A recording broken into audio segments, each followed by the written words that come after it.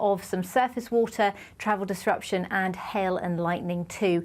But further north and west it will remain largely dry and bright all the way through until Monday. Bye-bye. That warm feeling inside from Boxed Boilers, sponsors of weather on GB News.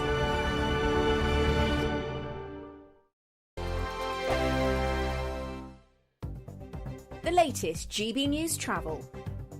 Good morning, I'm Russell Holding. In Antrim, the A26 is closed each way along Frosses Road in Ballymoney after an accident. In Dumfries and Galloway, the A75 is closed in both directions at Hermitage after an accident. On the M6 in Cheshire, there's a lane closed southbound. Someone's broken down between junctions 19 and 18 from Knutsford to the Middlewich and Holmes Chapel turn, causing queues. In Nottinghamshire, the A453 is closed each way along Remembrance Way at Clifton in Nottingham after an accident. In Leicestershire, the A563 is closed eastbound and for the Red Hill flyover at Belgrave in Leicester after an accident near the A6. Trains have been stopped between Sandwell and Dudley because of a trespasser. On the M6 in Warwickshire, there are two lanes closed southbound after an accident between junctions 3 and 2 near Coventry. It's taking 20 minutes in the queues. On the M25 in Surrey, two lanes are closed clockwise just before junction 6 at Godstone after a lorry caught fire. You can stay up to date throughout the day by visiting our website gbnews.com. GB News Breakfast, every day from 6 a.m. A furious online debate has been sparked after, well, let's just say a rather large man, I mean, he really was big, was snapped trying to fit into his seat on a plane. It's led to some to ask whether obese passengers should have to pay for extra plane seats so they don't inconvenience others. Some say, though, that's cruel. So, should plus-size passengers pay extra for plane seats? Let's talk to former presenter of Fat Families, Steve Miller, who's in Stratford-upon-Avon, and the director of All About Obesity, Sarah LeBrock, who's in beautiful Harrogate. Good to see you both this morning. Sarah, what do you think? Well, we've had this debate before with Steve and I, to be fair, and I think it's one of those things where planes are just not fit for purpose anymore. So people's bodies have been growing over the years. We know this, the obesity rates are increasing, etc. But what's happening to planes is the seats are decreasing in size. So they're just not fit for purpose and not fit for the population. So I think it's just one of these things where we need to be more empathetic to people, that they're trying to fit into an environment that isn't shaped for them at all. So I think we do need to kind of say, well, what's right here? Is it the person not being able to fit in the seat, or is it the seat not being fit for purpose for the person? And I think we need to really, look at things from that perspective as well. Instead of thinking the person's doing something wrong, how about the environment might be doing something wrong? Steve? It's not about blaming, but the message you can't put out, in my opinion, is that it's okay to be obese and don't worry about it. You see, what I'm saying here is free plane seats. If you're offering free plane seats, an extra seat, that's going to normalise obesity. GB News, the People's Channel.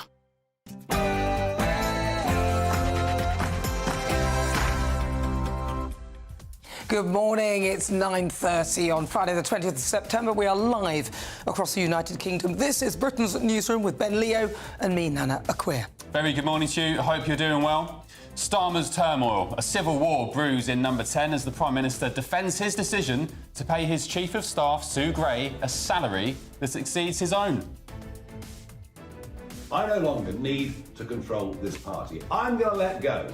We will change the structure of the party, and that means it's the members of Reform that will own this party. As Nigel Farage relinquishes ownership of Reform UK, the party's conference kick-off in Birmingham is today. And the government's revealed its plans to tackle domestic violence in Britain as abuse experts will be placed in 999 control rooms. Home Secretary Yvette Cooper wants to halve domestic abuse against women and girls in the next 10 years. It means working much harder on prevention. It means the stronger police response. It means effective criminal justice response. And it means communities and workforces across the country responding to what really should be treated as a serious crime.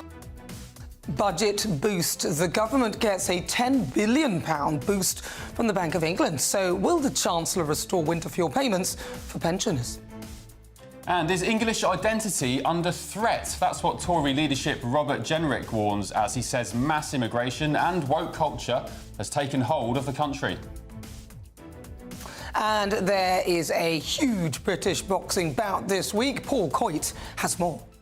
Yes, it is huge. It's 90,000 people that will fill Wembley Stadium tomorrow night for the first British Heavyweight Championship of the world in 30 years as Anthony Joshua takes on Daniel Dubois.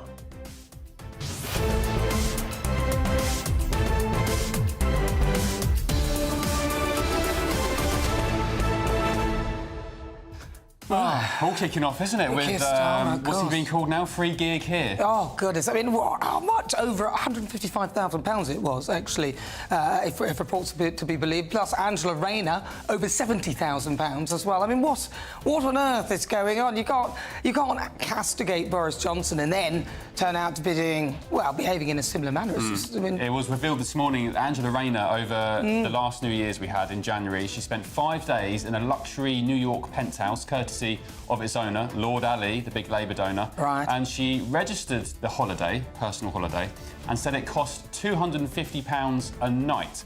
Now, if anyone's been to New York or you're familiar with New York prices, I think you could probably treble that, at least, to get an accurate understanding of how much it costs to stay in a New York penthouse over New Year's. But why are they accepting that anyway? I mean, let's be honest, Keir Starmer, him and his wife's earnings are well over £200,000. I think he's got a property empire as well. So it's like, why would you take that when you've got money and then take away money from pensioners? It's not a good look. Let us know what you think about that. gbnews.com/your say, an action-packed show coming up. But first, your news headlines with Tatiana.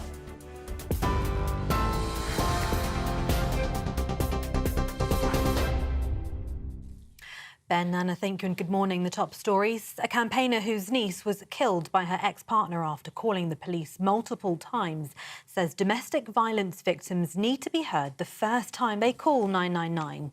Noor Norris, whose niece Raneem Uday and sister were both murdered by Miss Uday's ex-partner in 2018, says those calling the police for help need to be given the opportunity to be saved.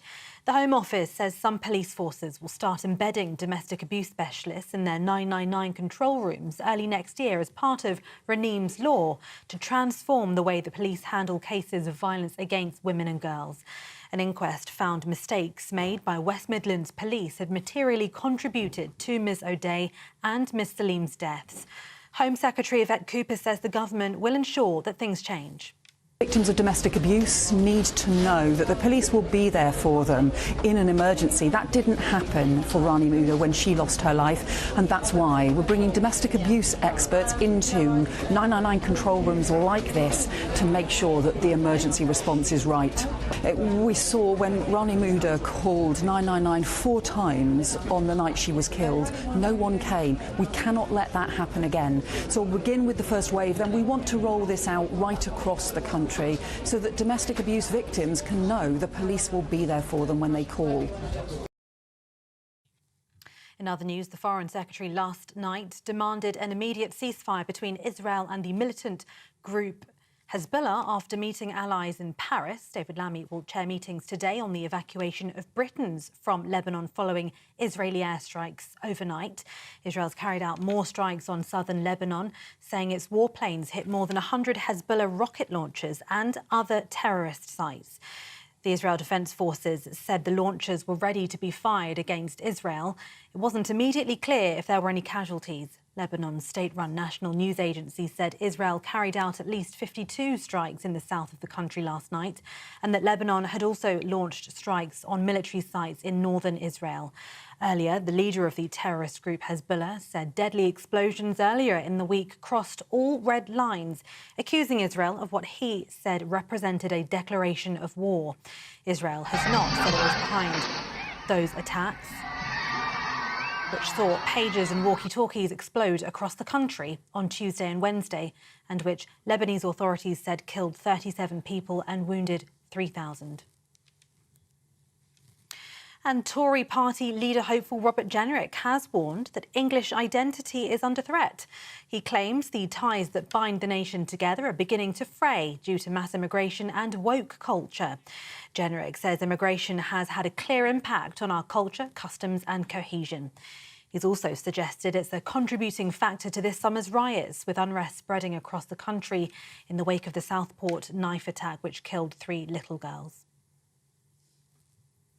And those are the latest GB News headlines for now. I'm Tatiana Sanchez. More from me in half an hour. For the very latest GB News direct to your smartphone, sign up to News Alerts by scanning the QR code or go to gbnews.com/alerts.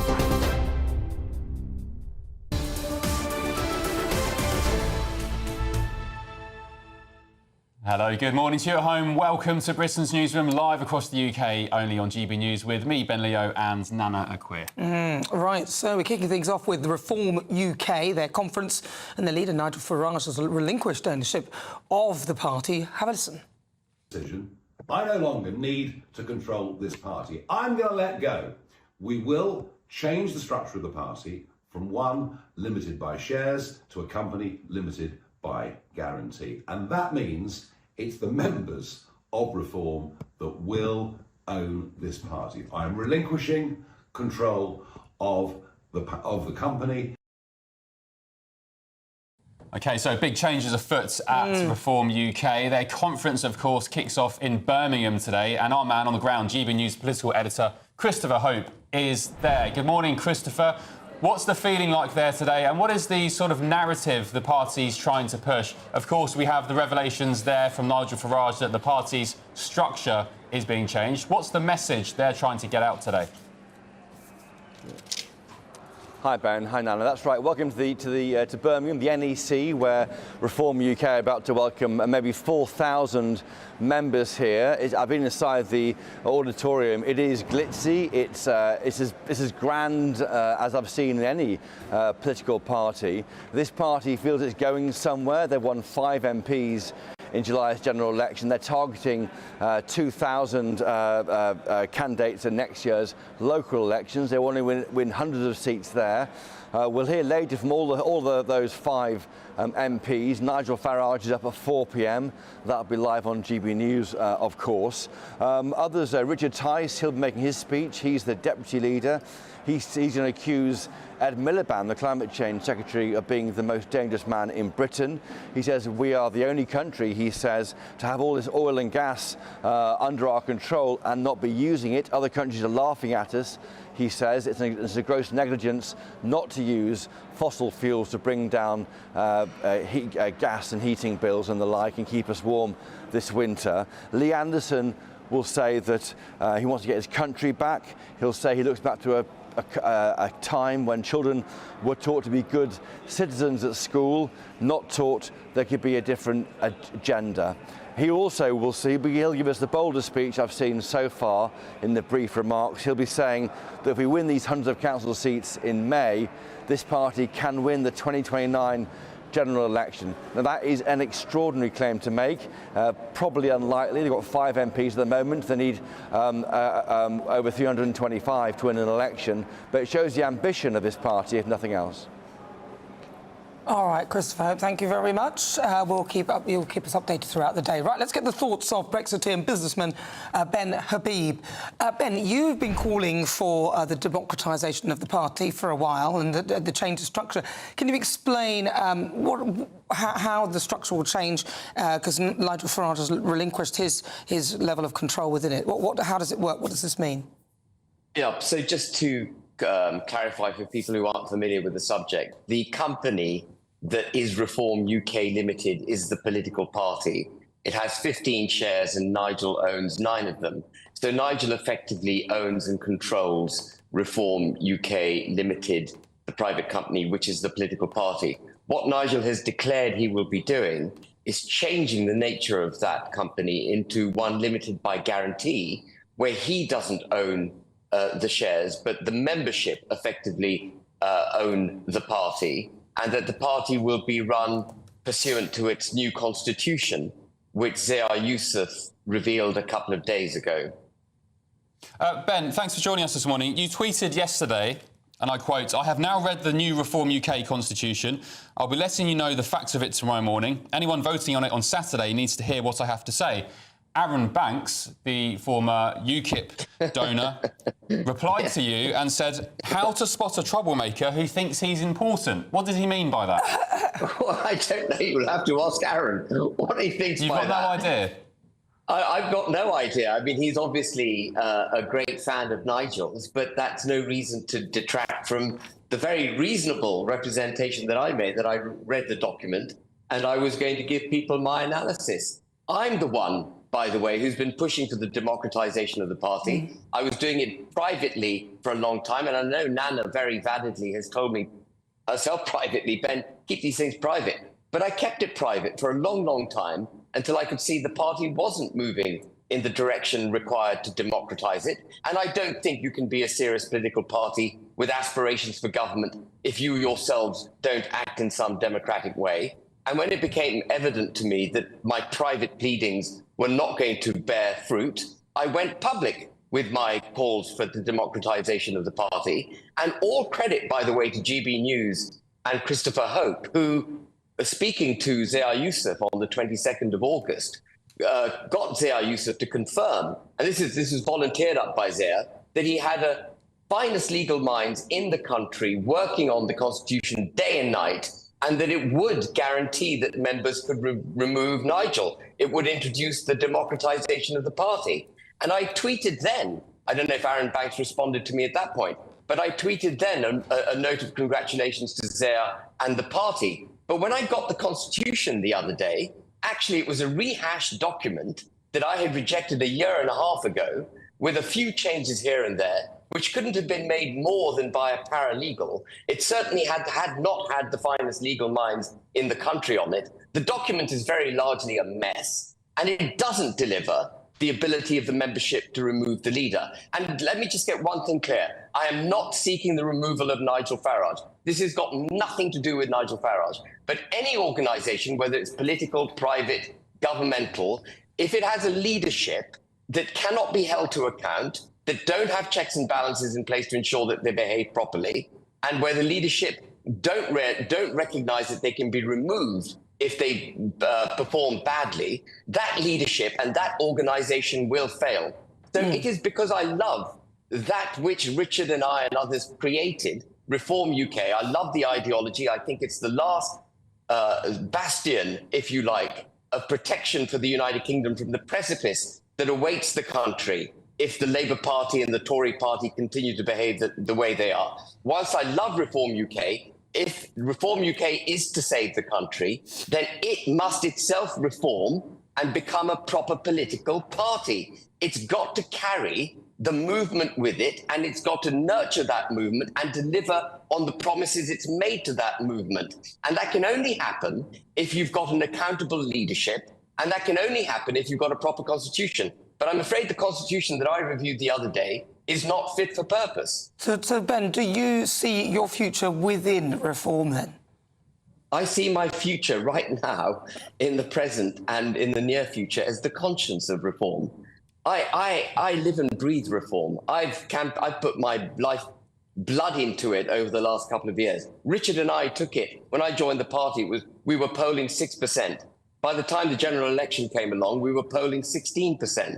That's how Richard and I delivered the 5 MPs into office. But I will stand and hold the party to account, just like I hold anyone else to account if they're failing the country. I'd still be a Conservative Party member and donor if it wasn't for their repeated fundamental failures. Reform exists because the two establishment parties have so failed. And so we must ensure that Reform doesn't fall into the same pits. It doesn't make the same mistakes. And certainly if the party, let me just say one thing, if the party chairman has represented that the finest legal minds in the country have worked on this document and that it will enable members to remove the leader, then for goodness sake, make that happen. The people of this country are sick and tired of being given false promises and those promises being broken. And it's not a good start for Zia Youssef as chairman to make those representations on national television and then fail to deliver them.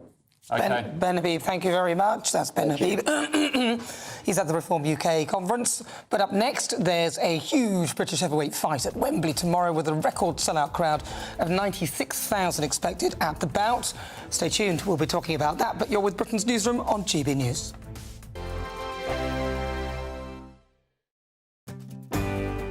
I'm Michelle Dewberry, and this is GB News. The People's Channel, Britain's news channel. In the GB Newsroom, we bring you the news as it happens. With our team of dedicated journalists across the UK. We're ready to keep you up to date with what's happening every half an hour, every single day. Bulletins here on GB News. The People's Channel. Britain's news channel. This is GB News, Britain's news channel. Did you know several Paralympic GB track and field athletes are aiming to go for gold this summer in Paris? So aside from pure talent, a British firm has incorporated, get this, space technology in the materials of running clothes to help athletes perform at their ultimate capacity. I'm not sure if I believe this, but we'll find out in a sec. Trailblazing scientists, engineers and designers at British firm Rion Labs have taken an idea first used in a NASA project, and they've now developed it for over 15 years at Imperial College in London. First of all, please can you explain to us a bit more about how and what this incredible technology is? Yeah, well, as you mentioned, our founder, Dr. Dan Plant, spent many years developing these kind of dynamic materials. That means they behave in what's called non-Newtonic way. So they don't follow the rules. Effectively, they can change their behavior depending on kind of stress or stretch you apply to it. So what you get on an athlete level, if you imagine you have a garment, it's supercharged. It's such that the garment changes its support depending on your movement or your activity or the speed at which you run.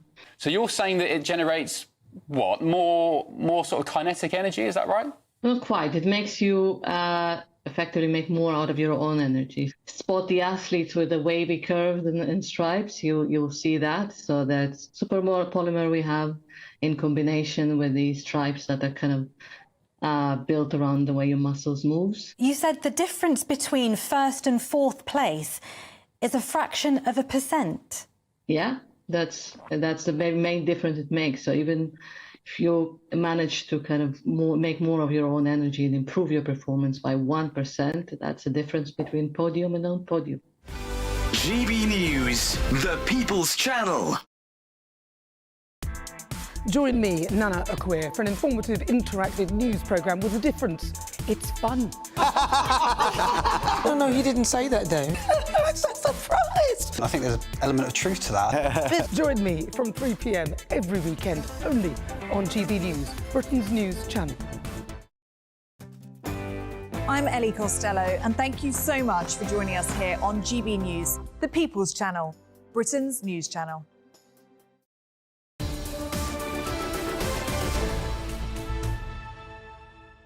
(9:49), Ben and Nana with you on Britain's Newsroom, only on GB News. And we're also joined by sports extraordinaire Paul Coit, who has the latest on the big fight tomorrow at Wembley. Wembley Stadium. Who's fighting who? What's going on? Why is it so big? Anthony Joshua, and he's going to be fighting Danny Dubois, and this is tomorrow night. 90,000 people going to be at Wembley Stadium for this, which is, I don't know if you've been to like one of the big fights. You're usually involved in those, aren't you, Nana, to be honest with you? But if you've ever seen them, it's like the thing is, you can't hardly see a thing. Because it's so far away. The atmosphere is always amazing because they have Sweet Caroline and then the ring walks, which seem to go on forever. So you've got Anthony Joshua. When he fought Alexander Usyk, and he did that at the Tottenham Hotspur Stadium, the ring walk was actually longer than the darn fight was. I mean, it's just nonsense. Don't they have screens in Wembley so you can see the fight? That's the thing. So you get screens above the ring, so you're kind of looking at the screens and you see these dots. But anyway, it's 90,000 people are paying to go and see it. So it's the first time that two Brits have fought for the heavyweight title of the world. First time since '93. Anthony Joshua, what's his career trajectory doing? I mean, is he finished really? No. I think it's actually restarted. To be honest with you, Ben, this is the press conference. They always make a big deal about this. It was at the Guildhall in London. The reason I think they chose that is because it's one of the most ornate, beautiful buildings I think there is in the city, and so it just goes with the whole pomp and circumstance of the day. There's Anthony Joshua coming in. Look, look, one AirPod. What's all that about? He's probably lost the other one. Well, I don't know whether he's found one or lost one. That's the thing. I always lose my AirPods. I've just given up now. OK. I bought the ones on the string now because... so he needs to go back Larry to basics. Grayson with the glasses. It's kind of like that. But anyway, you said about trajectory. It stopped and started. It was terrific, and then he was the world champion, and then he lost it to Andy Ruiz Jr., then came back, won it again, and then lost to Alexander Usyk twice, and so it looked like this was going to be the end of his career. But he's kind of rebuilt. He's had 3 more fights. Now, the holder of the title is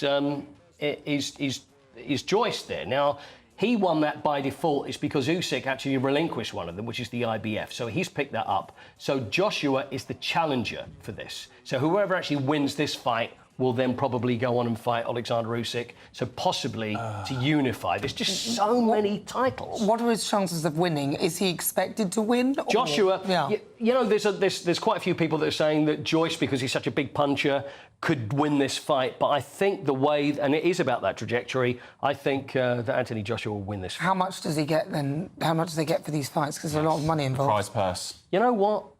He is a very, very, very rich man now. He doesn't need to fight. But We're talking, how much? We're probably talking tens of millions.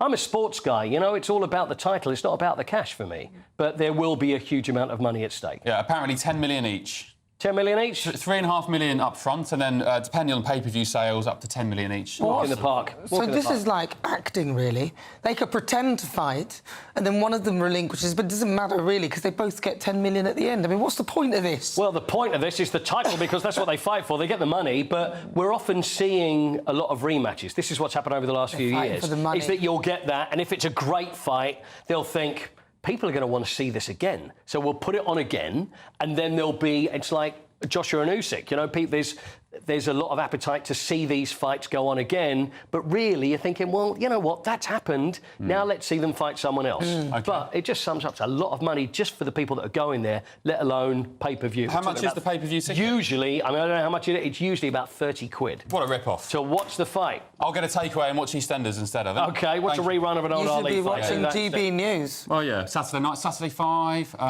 headline. Me, I'm on between 3 and 6. Or you could come round to mine and we can split the cost between us. No, yeah, I think I'm washing my dog's hair. OK, fine. Sorry. Thank you, Hoyce. Because your dog's coming. So, you know, Good stuff. Look forward to the fight tomorrow. Up next, listen to my fellow Arsenal fan, Sakir Starmer, defending the fact he watches them from a hospitality box because of security concerns. I think most people watching this would say, well, fair dues.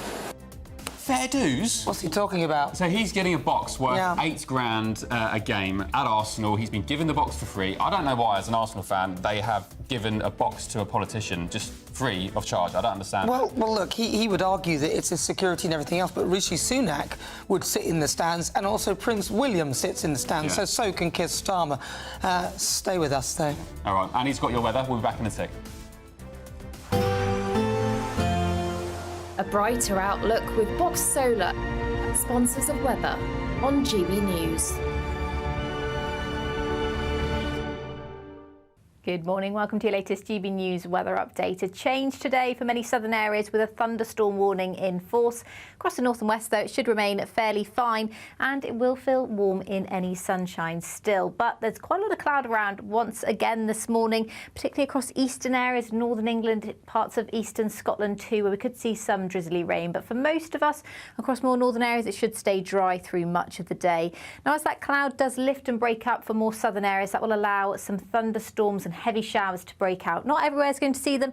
We could see some localised impacts where you do see them. And where we do see the sunshine, temperatures climbing towards the low to mid-20s for many southern areas. A slightly cooler day further north and west, but plenty of fine weather to come through the next couple of days still across northwestern areas. The Highlands and Western Isles seeing the best of any sunshine, temperatures in the mid-teens by the end of the day on Friday. So quite a fine end to the working week. Similar conditions for parts of Northern Ireland, northwestern England as well as some northern areas of Wales. But further south we go, the risk of thunderstorms continues well into this evening, but there will be a dry interlude just for a time overnight as the thunderstorms clear away to the south and west. But further wet weather is on the way for the early hours of Saturday, and that wet weather will linger through a lot of the weekend for many southern areas. We'll see spells of showers pushing up from the near continent. A lot of cloud coming in from the north and east once again overnight. Clear skies across the northwest could make for a fairly chilly but bright start to the weekend here. So as I said, there's a risk of thunderstorms all the way through the weekend across many southern areas. We'll see pulses of rain. I think most likely the first one through the morning on Saturday morning. May turn a little bit drier across more southern areas into the afternoon, but there's a risk of some surface water, travel disruption and hail and lightning too. But further north and west it will remain largely dry and bright all the way through until Monday. Bye-bye. That warm feeling inside from Boxed Boilers, sponsors of weather on GB News.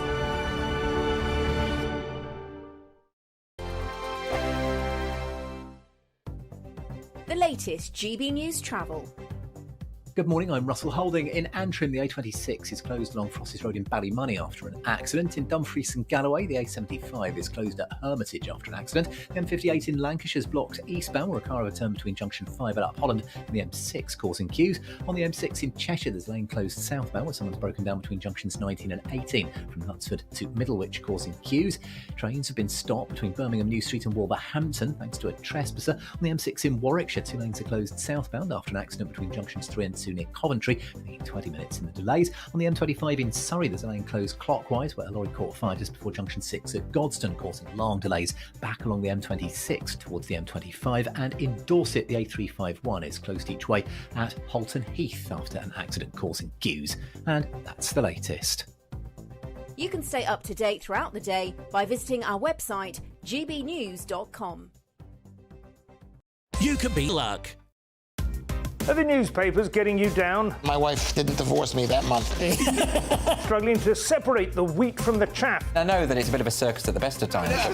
Well, don't worry, Headliners has got you covered. We'll take the burden of reading the day's news, and if we get depressed, who cares? It's an occupational hazard, frankly. That's Headliners on GB News from 11 p.m. till midnight, and the following morning, 5 till 6 a.m. on GB News, the comedy channel. Nah, just kidding. Britain's news channel. It's Patrick Christie's Tonight, and here we do things differently. It's explaining the absolute madness of this, doesn't it? It's explosive. I mean, this is very good. It's lively. 850. Your government sat there, Sean, and it did nothing. It's controversial. And the Middle East has been in turmoil since before I was born. It's everything you need to kickstart your evening. Everyone's had their Weetabix tonight. I love to see it. That's Patrick Christie's Tonight, weeknights from 9 p.m. Only on GB News, the People's Channel, Britain's news channel.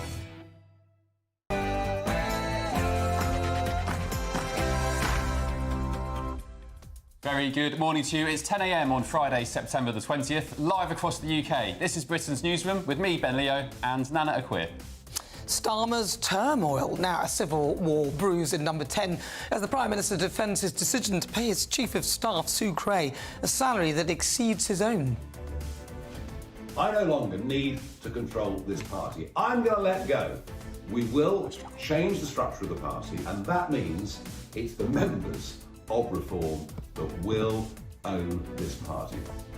And as Nigel Farage relinquishes ownership of Reform UK, the party's conference kicks off in Birmingham today. We'll be there to get the latest. The government has unveiled its plans to tackle domestic violence in Britain as abuse experts will be placed in 999 control rooms. And surprise budget boost. The government gets a £10 billion boost from the Bank of England. So, will the Chancellor restore winter fuel payments for pensioners? Is English identity under threat? Now, that's what Tory leadership Robert Jenrick warns, as he says that mass immigration and woke culture have taken hold of this country.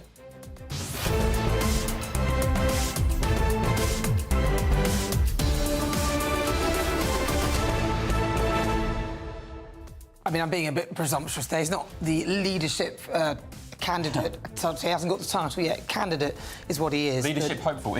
Or leadership candidate. The favourite, I think he is. He is the favourite, alongside Kemi. There's a couple of points between the two of them. But do you think he's right, though, that we are, in England in particular, which is where he alludes to, that we are at risk of losing our English identity? Of course, yeah, I think so. I mean, when you look at the demographics, the statistics of white Brits going down year on year, London is now a majority, white English are a minority in London. It does raise concerns and conversations about the... Yeah, but what you just said there, that if you play that back to yourself, you equate being English as being white, as in white Brits, you said. So do you think that's the direction he's talking about, or do you think he's talking about the actual general culture of this country? Well, it's an anomaly to have any capital city in the world where the native white demographic... Like, could you imagine New York being a minority white city? And yeah. London is quite isolated. But my point is he talking about that, or is he talking about the actual... No, culture, heritage. I think that's what he's talking about. I don't family, think he's... ancestral links. Lots of English families have people who fought in the World Wars. Exactly. New generations of immigrants. I think he's talking about culture. I think he's alluding to culture and the British way of being in the English culture, which I think is where he's leading with that. It's a good conversation to have. Let us know what you think. gbnews.com/your say. But before we crack on with our show, Tatiana Sanchez has your news headlines.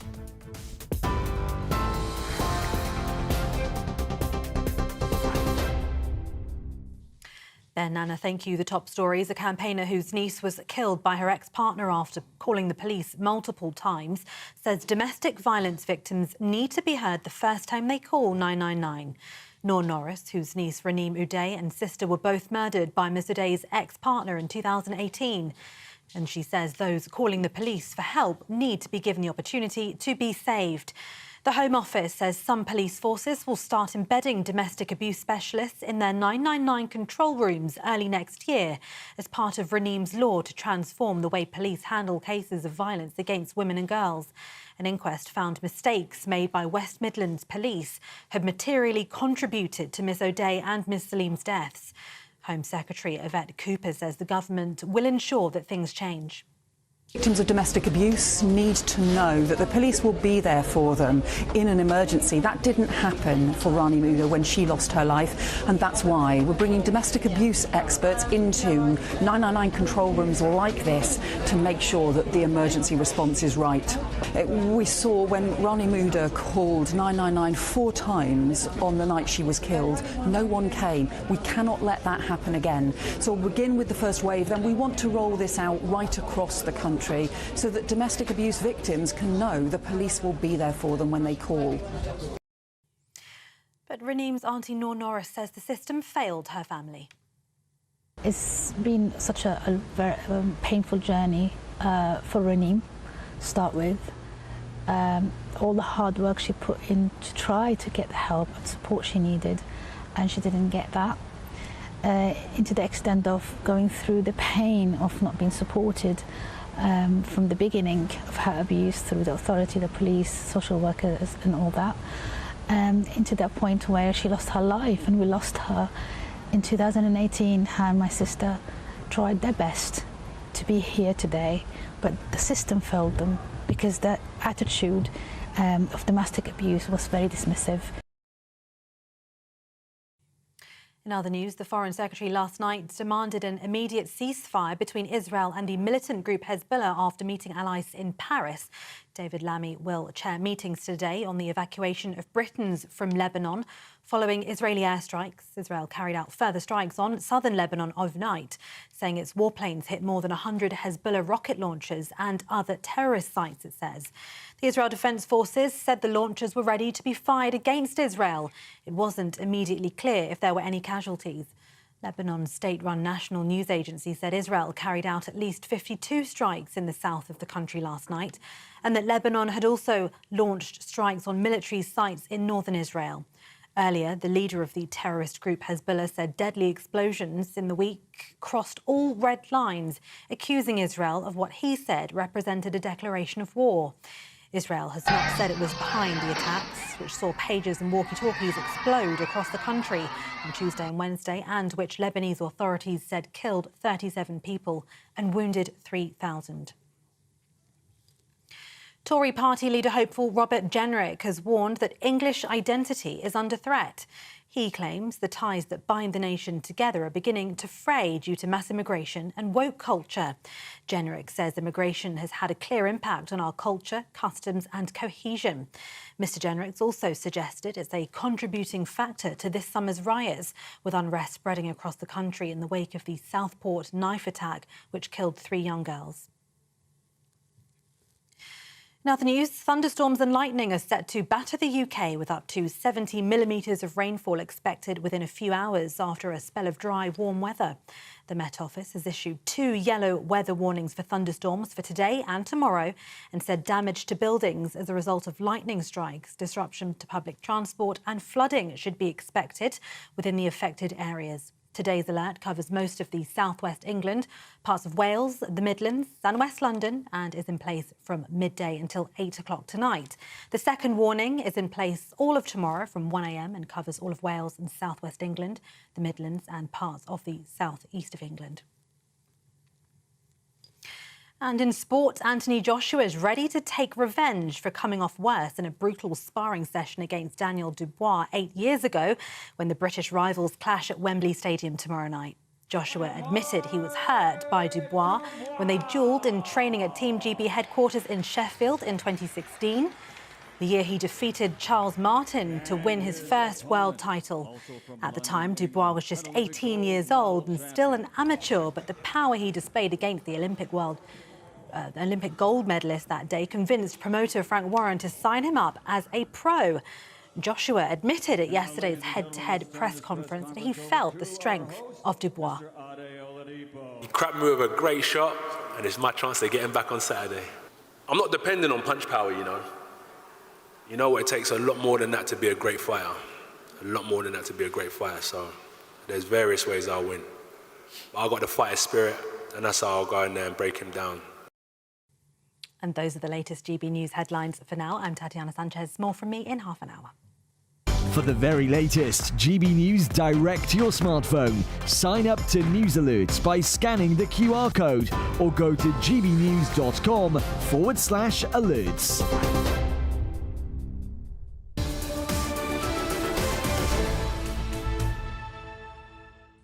Hello, good morning and welcome. This is Britain's Newsroom. We're live across the United Kingdom with Ben Leo and Nana Aquia. Now, lots of you have been in touch with your thoughts. Let's see what you've been saying. OK, there's one here from Dennis. He says, did anyone ask the Arsenal fans, this is with regard to Sir Keir Starmer and his free box, did anyone ask the Arsenal fans who pay through the nose to attend whether they agreed with freebies being dished out to Keir Starmer and his family? Surely they cannot cannot all be Labour supporters. Yeah, I'm an Arsenal fan, and infamously, Arsenal have the most expensive ticket prices in Europe. I've paid up to 150 quid for a ticket before to see a game. Not even a fancy seat, just a seat maybe buried in the gods somewhere. Season tickets are thousands of pounds. So, yeah, it does beg the question.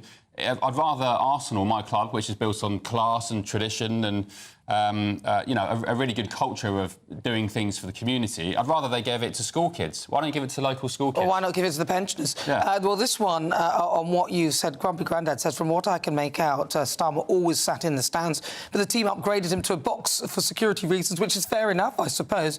You know me, I can't stand him, but let's stick to the truth on things when we can. Well, we've not said that he doesn't pay for a season ticket and that he was given the box for security reasons. We all know that, but let's just bear in mind Prince William, he goes in the stands, so did Rishi Sunak, and whilst, you know, I don't necessarily begrudge him, I just think that there's a lot of freebies on that as well. Yeah, the argument is that either Keir Starmer should pay for that box himself and not take gifts, yet another gift, free Keir gear, as they're calling him. 155,000 in total so far. Or, quite frankly, just suck it up and accept that you can't go to Arsenal games anymore. I mean, I don't particularly approve of that because I know that, you know, prime ministers and everybody, normal people, need downtime. But you can watch it on the TV though, like the rest of us. It's the fact of taking the gift, and £8,000 a game. So if you're going to say 10 home games a year, you know, work it out. It's a lot of money. All right, well, keep your thoughts coming. gbnews.com/your say. But a civil war has broken out in Westminster as the Prime Minister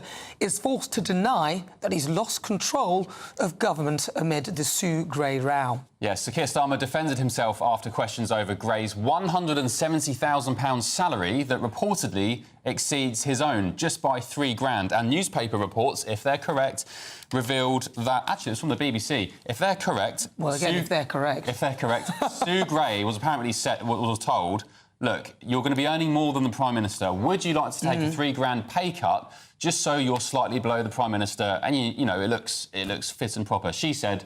No, thank you very much. I'll take the 3K. And just as we were saying, Sir Keir Starmer, he's defended his decision to accept corporate hospitality from Arsenal Football Club. Listen to this. I think most people watching this would say, well, fair dues. I think they'd think I was pretty self-centred if I said, I'd much prefer to be in the stands, by the way. If I said, I'm going in the stands and you, the taxpayer, are going to have to pick up the tab for the security. Right, well, the author and broadcaster Rebecca Reid joins us now. Rebecca, thank you so much for joining us. OK, let's talk about this. This is surely, even though, I mean, I suspect you may well be somebody who supports the Labour Party, this is not a good look for the party, is it? That Sue Gray should be being paid more than the Prime Minister, or is it irrelevant? I'm not sure why people are bothered about that. I think there is a fair argument that she was perhaps not the right choice for that role, although given her involvement in the COVID inquiry and her long-standing involvement previously, I can see why people will be annoyed about that completely.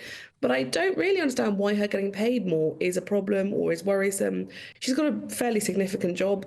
I think there's an argument we should be paying all of the people at top levels in government more so that they want to go and do that rather than being investment bankers. So I genuinely find it very hard to understand why anybody's cross about that. And I think in terms of the rest of it, it does sort of smack of the politics of envy. I think it's sort of like, I don't want other people to have nice things because I can't have them. It's bringing out an odd... But also, I think it's one of those things that people are really cross about in the media and really cross about in very small circles. But when I've been in the pub this week with my friends, none of them have heard about it or care. It's just one of those issues that I think is actually much less of an issue than the media wants it to be. Well, Rebecca, I'm sure skint and freezing pensioners will care about it. And the problem is not the salary in itself, but the fact she's paid more than the Prime Minister and nobody elected her. Who is Sue Gray? No, she didn't run for Parliament or for election. Nobody chose her, and she's said to have more power than most ministers in the Cabinet. I mean, that's not right, is it? Well, that's just how the civil service works. And if you wanted to have everybody who works in the civil service elected, you'd have a really, really complicated situation. The idea that, you know, the Speaker would have to be and the people who work in Portcullis House on the canteen. So you think it's right that unelected civil servants have more power than Cabinet ministers? I don't think it's accurate. I think you're asking a question on a premise that isn't accurate. I think it's important to have civil servants who are apolitical and consistent and therefore aren't replaced in every government, because when you get a new government in, you need people who know where the printer ink is and have been there for 25 years and have a sense of continuity, and both in the minutiae of the day-to-day, but also in the grander scheme of having seen a lot of different political institutions. So the civil service being apolitical is essential. That's why I think Sue Gray was a questionable choice in the first place. But the idea that you want everybody who works in Westminster to be elected, it's a confusing one to me, and I'm not really sure how you would manage that system. OK, now, can I ask you then your thoughts on Keir Starmer and the freebies that he's been accepting? £155,000, that's what we're up to now. And also Angela Rayner, hers were over £70,000. What is your view on that, in particular, whilst they're sort of withdrawing winter fuel payments for pensioners? I think it's a bizarre, it's a sort of Facebook mum logic that I see a lot, or Facebook user logic that I see a lot. That's like, why are footballers paid so much when we don't pay nurses more? And it's just, those aren't comparable. There is a completely different number of pensioners to people who are employed as politicians. Those two things don't go together, and maybe the comms is a bit complicated, but we're talking about money that we're talking about freebies they've had since 2019, so that's over the course of 5 years, and the total amount of hospitality and gifts that Keir Starmer has had since 2019 is 12,500 less than Boris Johnson got to do up his flat from Lord Brownlow. So I think the idea that people are suddenly very bothered about this But they weren't when Boris Johnson was having his wallpaper. Well, but they were bothered, weren't they, over Boris Johnson? No, but that's the point, Rebecca. They were bothered about over it Boris because he tried not to declare it. So hold on. You said they weren't bothered. People were bothered about the fact that Boris Johnson had the whole wallpaper case. In fact, the Labour Party made a massive issue over it, and then everybody jumped on the back of it. Everybody jumped on the... Sorry, I just want to finish. Let me come to the question. Let me come to the question. Everybody jumped on the back of this, yet now we hear it's almost as though there seems to be a lot of people making excuses for Keir Starmer on this. Why do you feel the narrative is so liberal towards Keir Starmer, yet it certainly wasn't the same for Boris Johnson? With Boris Johnson, the issue was that he hadn't declared it properly, so he said he couldn't remember who'd paid for what and he'd lost his phone and he didn't have the messages. But Keir Starmer has done things by the book, and that's what he does. He can be charmless and uncharismatic, but he does tend to follow the rules and play things by the book, which is why we have this data. He hasn't tried to fudge it. He's been very clear. He hasn't done anything illegal. He hasn't done anything wrong. You might not like it, but it smacks of people being like, why do influencers get things sent for free? Because they are more important in the grand scheme of things than me or you or Ben, because people want to give important people free things, and that is the system. That is but legal. They're not in charge of policy, and they're not running the country, and they're not in a position where actually what they do can affect millions and millions of people, and they're not elected. Keir Starmer was. And on a premise of being honest, and on a premise of having integrity, and that does not look good. He's a very rich man. Why is he taking freebies? But, well, to start with, he is a man who is paid 170,000 or 160 whatever £1,000 a year, and the amount that it costs to go in that box every time is like £8,000. So it would take a serious dent into his salary. Then don't go. That's the point. Don't go. What's he doing going? If it's £8,000 a pot and he can't keep himself safe, don't go or pay for it yourself. But OK, then should Nigel Farage be doing surgeries in person? Same logic. Well, it's not really. It's not the same logic at all. Keir Starmer is the Prime Minister and leading this country, so he's directly in charge of policy. And actually, if you believe that it's not safe for Nigel Farage to hold surgeries in person, then what? I think you guys probably do believe that. I do believe that. Yeah. Then why would you believe that Keir Starmer should be in the stands in a major... Well, that's why Nigel's not having surgeries, is he? Because he feels unsafe. So with that same logic, Keir Starmer shouldn't be going to the football. So using your own analogy, he shouldn't be going. You say it's not our responsibility to protect you, it's not our responsibility for you to be able to live your life? No. So what, should he be able to go to Waitrose? Should he be able to... make the same judgment that Nigel has made. Keir should make the same judgment that Nigel has made. That it's not safe, so you don't do it. Going to Arsenal is not his job. And then you don't do your job properly. Going to Arsenal is not his job, is it? At what state? Partaking in public life is part of his job, but also, he can't go to the supermarket. He can't go to see his kids' sports days. What level do you want him to not be able to? Well, just that level, specifically that level. In the same way you use Nigel Farage, he's not doing the surgeries because he doesn't feel safe. You're saying no. But Keir Starmer said he doesn't feel safe, and that's why That's why he needs a box. He shouldn't go. No, we should facilitate people being able to do things when they work in public life. It's a bizarre idea that MPs should just be cloistered and unable to partake in public. Nigel Farage should have enough security to be able to do in-person surgeries. That's just good sense. And Keir Starmer should have the right security to be able to partake in life. I think it's absurd, especially given the optics with the Winterfell. Rebecca Reid, always a pleasure. Thank you very much for joining us. Thanks, Rebecca. That's Rebecca Reid. Right, well, what do you think? GBNews.com/your say. I do find it interesting how those on the left side of the argument or left of centre are now doing sort of all sorts of mental gymnastics to excuse Labour when over the past 10 years or so they've been, you know... But anyway. So listen, well, up next, Foreign Secretary David Lammy. He has defended an immediate ceasefire between Israel and the militant group Hezbollah. Will anyone listen to him?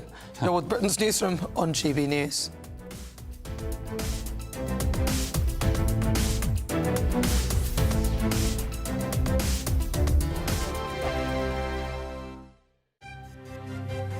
GB News Breakfast. Every day from 6 a.m. Meghan Markle is finding it very, very difficult to recruit staff for her lifestyle brand, which is called American Riviera Orchard. There's a mouthful for you. Apart from a jam gifted to influencers earlier this year, the brand is yet to launch any products. Well, let's speak to our US Royal and Showbiz reporter, Kinsey Schofield. Good morning to you, Kinsey. Who's going to want that gig? I mean, there are rumors that Netflix has said, allow us to manage the retail strategy. If she can't manage to find a CEO or somebody willing to work with her, Netflix sees an opportunity there. To be an influencer, people have got to want to be like you. Do people like her? I mean, this has been her biggest issue in the last few years, is realizing that there's been a shift when it comes to their popularity. Harry and Meghan believed their own hype when they said on that Netflix series that the reason they were ostracized was because they were much more popular than the British royals. They were more popular than Prince William, more popular than Princess Kate. And their popularity has declined immensely. And now they are desperate to win people over again. Most people have to be liked or admired, and I put it to you, Kinsey, she'll have difficulty on both fronts. Netflix is not going to renew this contract. I mean, they are fearful that this cooking show, this polo show, will not connect with the audience. And now they want us to believe that Meghan is at home cooking all this banana bread and having her best friend Chrissy Teigen over for scones. People aren't going to buy it. GB News, the People's Channel. The Britain I grew up in was the most peaceful, gentle society that has ever existed. That has been destroyed. Opinion polls show immigration is the #1 concern to the British public. Are you proud to be British? Yeah, I'm ever so proud. My name is Stephen Edgington, and in this documentary, I want to find out how Britain became a nation of immigrants. Immigration, the truth, available at gbnews.com. Tune in to Friday Night Live with me, Mark Dolan. GB News royalty with Your perfect start to the weekend. lucky us. Feisty and fearless guests. Well, I'm a normal person, so ask me. Honest opinions. That raises more questions than a Gary Barlow tax return. And a few surprises along the way. Might be cold in this studio. That is Friday Night Live with me, Mark Dolan. 8 to 9 only on GB News, the People's Channel, Britain's news channel.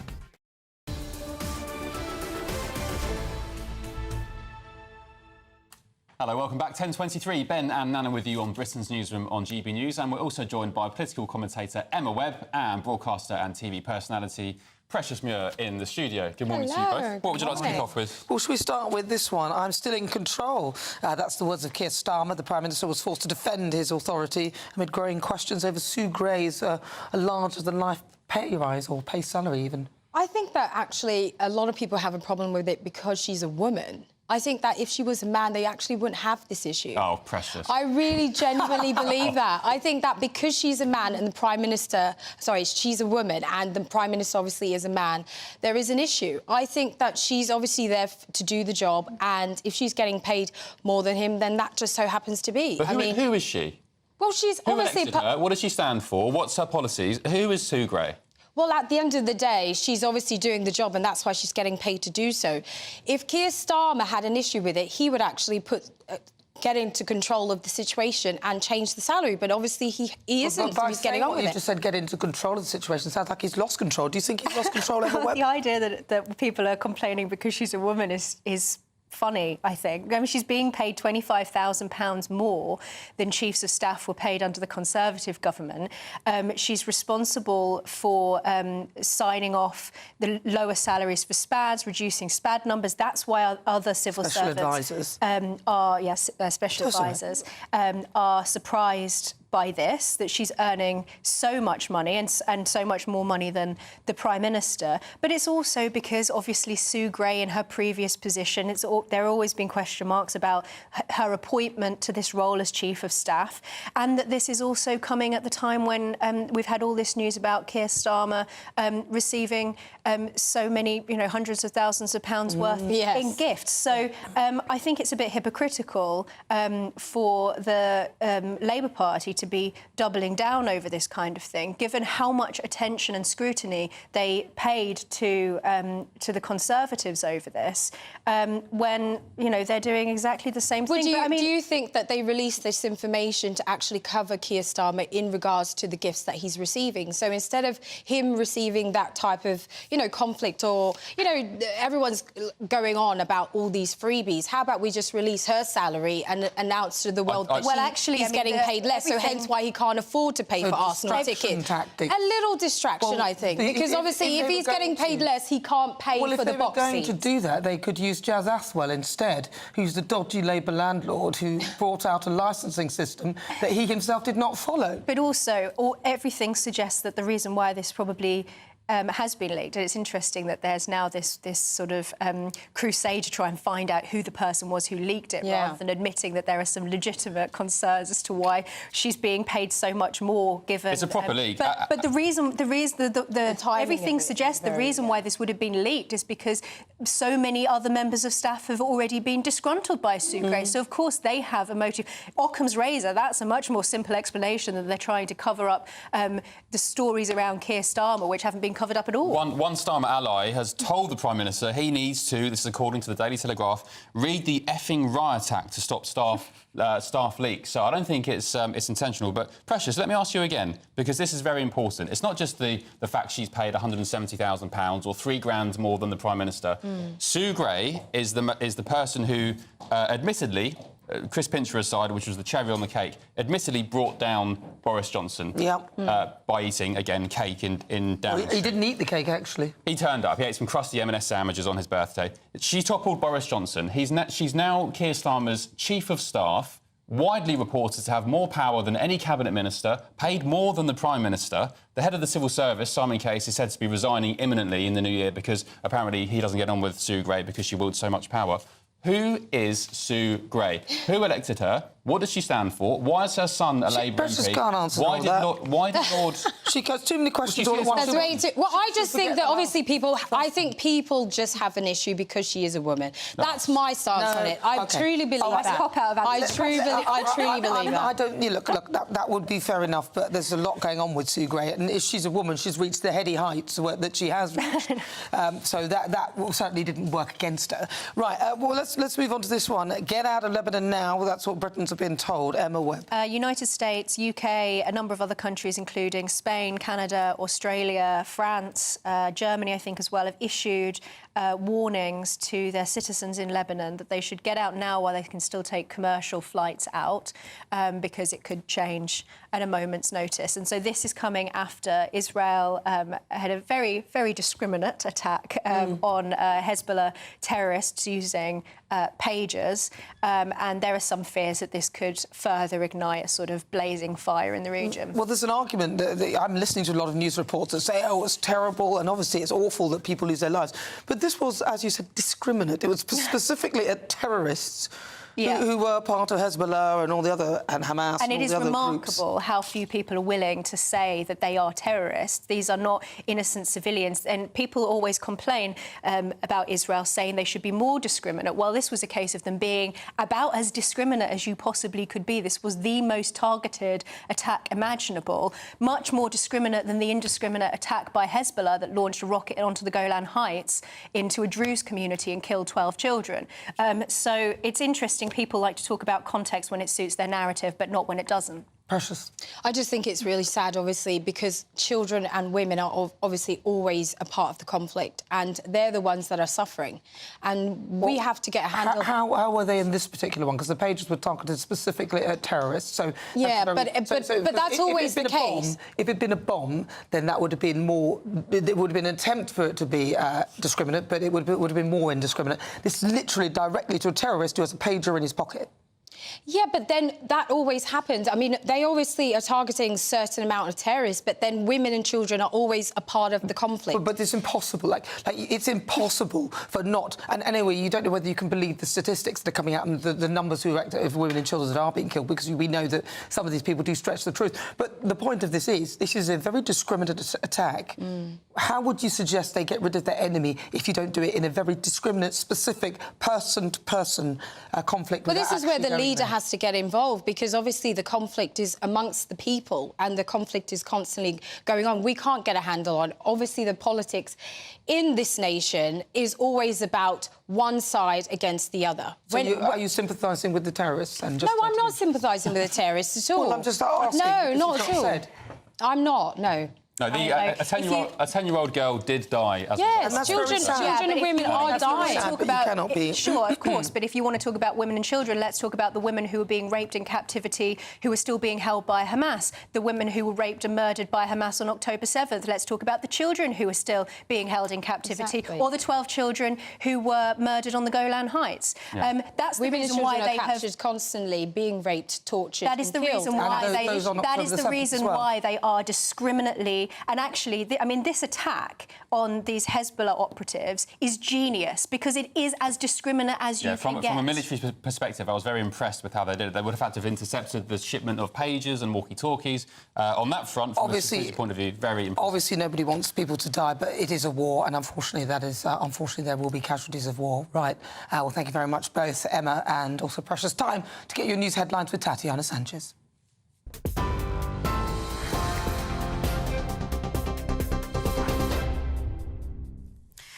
Nana, thank you. The top stories this hour. A campaigner whose niece was killed by her ex-partner after calling the police multiple times says domestic violence victims need to be heard the first time they call 999. Noor Norris, whose niece Raneem Uday and sister were both murdered by Ms Uday's ex-partner in 2018. She says those calling the police for help need to be given the opportunity to be saved. The Home Office says some police forces will start embedding domestic abuse specialists in their 999 control rooms early next year as part of Raneem's law to transform the way police handle cases of violence against women and girls. An inquest found mistakes made by the West Midlands Police had materially contributed to Ms O'Day and Ms Salim's deaths. Home Secretary Yvette Cooper says the government will ensure that things change. Victims of domestic abuse need to know that the police will be there for them in an emergency. That didn't happen for Rani Muda when she lost her life, and that's why we're bringing domestic abuse experts into 999 control rooms like this to make sure that the emergency response is right. We saw when Rani Muda called 999 4 times on the night she was killed, no one came. We cannot let that happen again. So we'll begin with the first wave, then we want to roll this out right across the country so that domestic abuse victims can know the police will be there for them when they call. Lawyers are currently holding a press conference after it came to light that the former Harrods boss Mohammed Al-Fayed is facing allegations of sexual assault and rape towards several former workers of the luxury department store. Dean Armstrong KC called him a monster. We believe that the system not only enabled but potentially and allowed to a knowing extent the widespread sexual abuse of the survivors that we represent. He was a monster enabled by a system that pervaded Harrods. Those of you who have seen the most magnificent documentary that we saw last night will know and may well remember very clearly the words of the manager who said the following: anyone who tells you they didn't know what was going on is lying.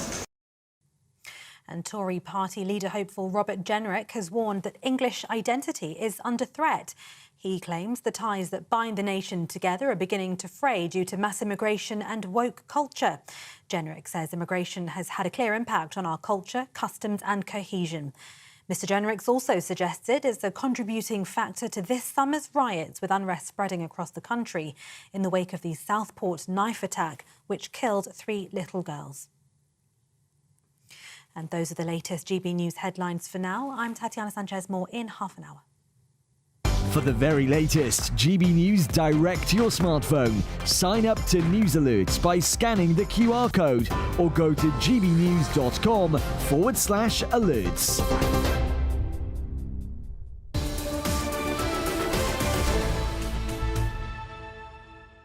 Thank you, Tatiana. Up next, are you proud to be English? I ask that because Tory leadership hopeful Robert Jenrick says English identity is under threat. What do you think? gbnews.com/your say. This is Britain's Newsroom on GB News. Back in a tick.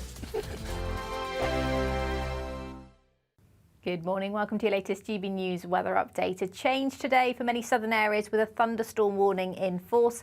Across the north and west, though, it should remain fairly fine and it will feel warm in any sunshine still. But there's quite a lot of cloud around once again this morning, particularly across eastern areas, northern England, parts of eastern Scotland too, where we could see some drizzly rain. But for most of us across more northern areas, it should stay dry through much of the day.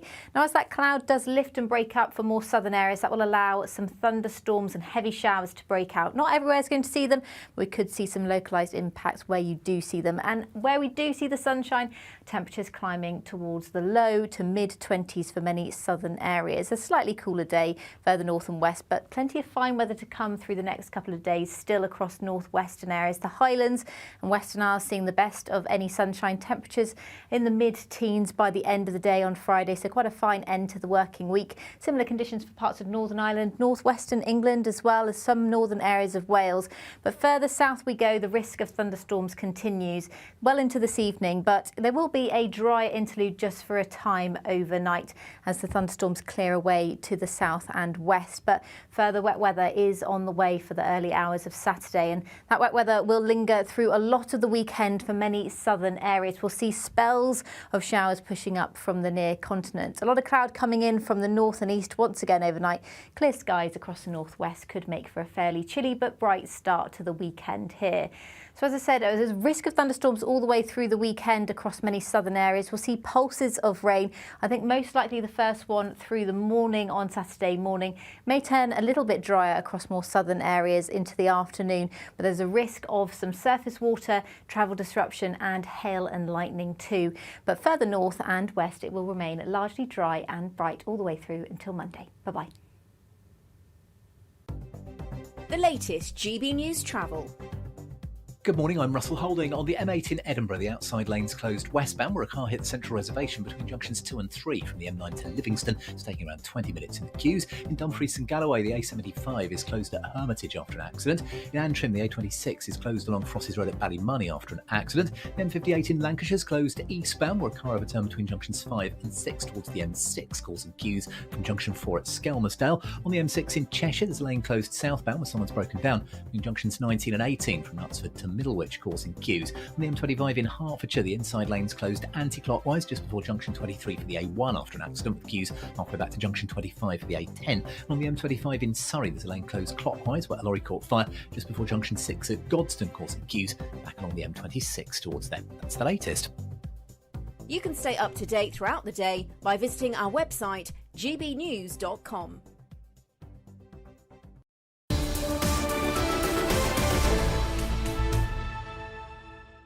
Good morning. If you just tuned in, welcome. 38 minutes after 10 o'clock. This is Britain's Newsroom with me, Nana Acquit and Ben Leo. Very good morning to you. Hope you're well. Now, Tory leadership candidate Robert Jenrick has warned that English identity is under threat.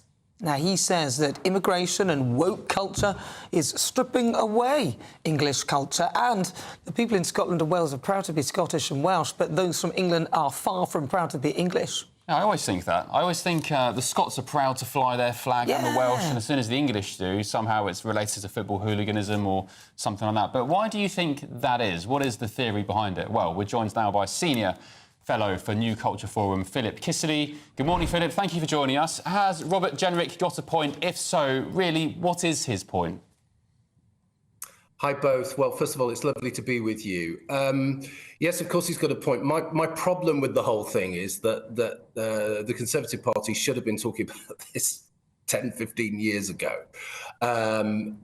We, as an electorate, we have always voted against mass immigration, and this goes back for 30 years. We are concerned as a country about the woke infiltration in institutions, particularly education, particularly schools. And yet the Conservative government in power have done nothing whatsoever to address any of these things. And as far as immigration is concerned, they've powered it. The immigration under the Conservative Party has been absolutely crazy. So it almost feels like when I hear a senior Conservative politician talk about this. It almost feels I'm being gaslighted. It almost feels as though I'm in an abusive, narcissistic relationship, because hang on, you're responsible for all of this kind of stuff.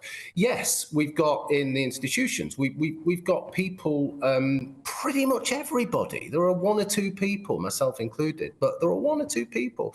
Everybody else is about deconstructing British identity, decolonizing British culture, marginalizing the mainstream, championing minorities. Now, it's great to champion minorities, but it isn't a zero-sum game. It isn't either or. What we haven't done, and I think this is what he's getting at, what we haven't done is put British identity at the core. We are not allowed to celebrate our history. We have to criticize our history massively unfairly, because if we don't criticize anybody else's history outside the Anglosphere and outside of the West, okay, we only champion those things. So it's an unfair playing field, and our children are growing up hating Britain, and our demographic is changing so quickly that we're finding it very difficult to defend who we are, because the people in Britain don't want to hear that story. So what would you say, perhaps, because Robert Jenrick is saying that we're losing this British identity, or English identity, in fact, what would you say needs to be done, in your view, to champion it more? Well, I think we have to start probably at the borders, and we have to kind of say, well, let's stop mass immigration. And that doesn't make me far right or racist to say that. Like you, Nana, I'm from an immigrant background myself. My father was a political refugee. He came here in 1959. The difference is he didn't hate the country. He didn't want to change the country.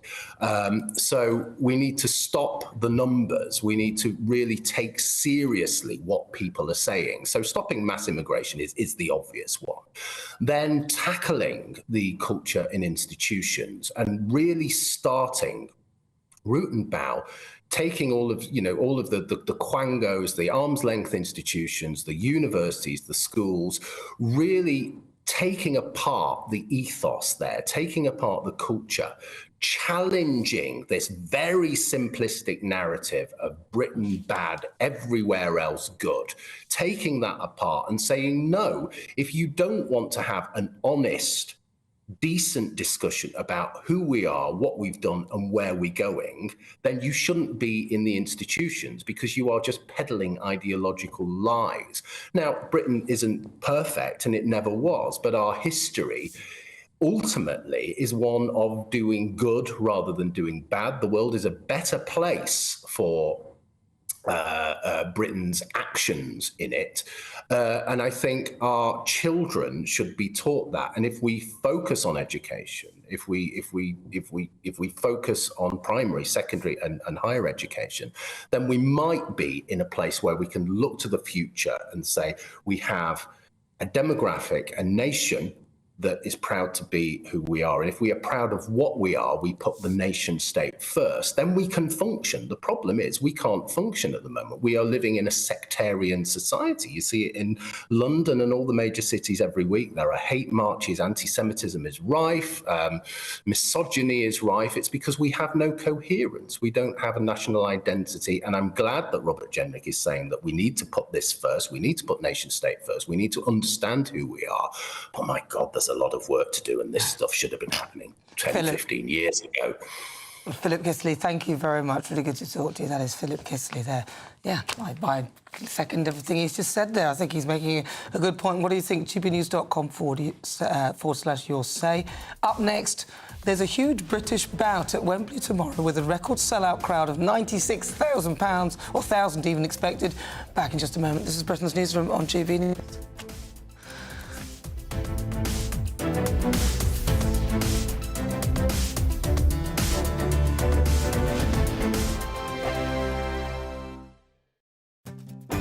I'm Isabel Webster. Thanks for joining us on GB News, Britain's news channel.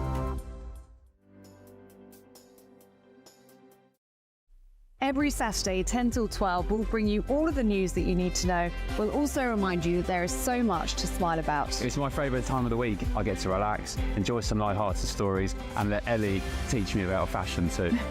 That's Saturday Morning Live, every Saturday, 10 till 12. Only on GB News, Britain's news channel. GB News Breakfast. Every day from 6 a.m. Stay-at-home dads, good or bad? I personally think when you just have a baby, your hormones are all over the place, you're breastfeeding, to go back to work, I feel personally it's a big old thing. And I think babies really need their mums. On the other side, if a stay-at-home dad was a stay-at-home dad for years, I would also say, well, come on now, the children are in school. What's the issue? Why can't you go back to work? It's really interesting because my husband's been a stay-at-home dad for 6 months and is working part-time. We both work part-time now. And that was always the choice that we were going to make. And it's been the best thing ever for my family. My husband and my daughter have the most incredible bond.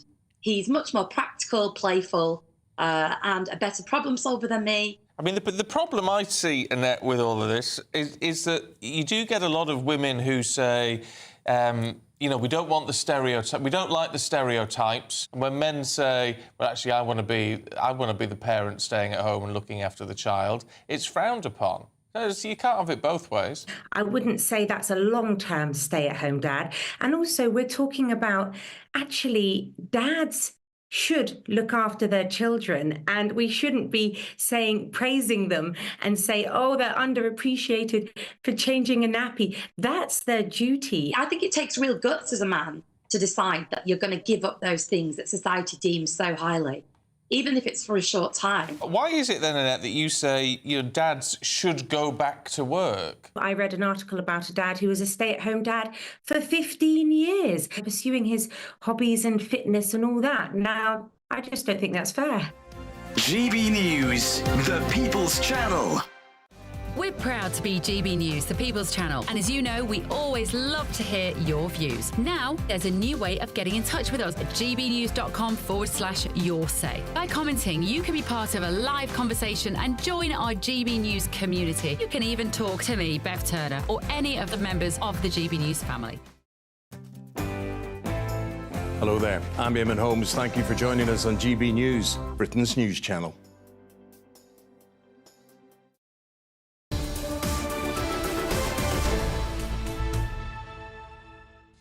Hello, welcome back. 10:47. Ben and Anna with you on Britain's newsrooms. Emails are flying in on your say. Verinda, you say, Ben, many years ago, Highbury, the old football ground of Arsenal, used to have a schoolboy stand which used to cost £5. God, that's cheap. I'm not an Arsenal supporter, but I watched many games at the schoolboy stand with my mate. Wonderful memories. And that, Verinda, of course, follows on my comment about Sir Keir Starmer and Arsenal. Instead of gifting Starmer an £8 a game box, give it to the local school kids or people that, would really appreciate it. Well, listen, Jude has got in touch and said Starmer is a multi-millionaire. Well, can he write like this? No. And if he doesn't feel safe in the football stands and needs a box, he should damn well pay for it himself. If he truly can't afford the £8,000, then he just doesn't go. That's what the rest of us do. So why does he think that he's so special? I find most Labour supporters very naive and argue it's OK for their leaders to accept gifts whilst it wasn't OK for the Tories. It is hypocrisy, two-faced and double standards. Yeah. And Jazz, on English identity, you say it's not only English identity that's under threat, it's also Welsh, Irish, Scottish. It covers the whole of the United Kingdom. Wow. OK, and then Lynn, I think maybe Robert Jenrick's saying that, obviously, because he'll be the Prime Minister for obviously, if he does get in, for the entire country, but initially the others have their own parliaments. Right, Lynn says Rebecca is wrong, because we had Rebecca Reid on earlier with regard to Keir Starmer. She said he failed to declare his freebies in the timescale allowed. This isn't new. In 2022, he breached the Code of Conduct 8 times for similar issues. The lengths people like Rebecca go to defend is indefensible. Yeah, and but laughable. as he'd say, fair dues. It's fair dues, I think. Yeah. Anyway, we move on. Broadcaster Paul Coit is here with us, and a big fight takes place tomorrow night at Wembley. Do you reckon there'll be any heads of state or any politicians that may be getting free tickets for the fight Starmer will tomorrow? probably be in a box there. Do you think they'll so? be flown there and then they maybe sit and watch some of them. Apparently he's holding up the ring. The ring walk beforehand. Yeah, huge fight.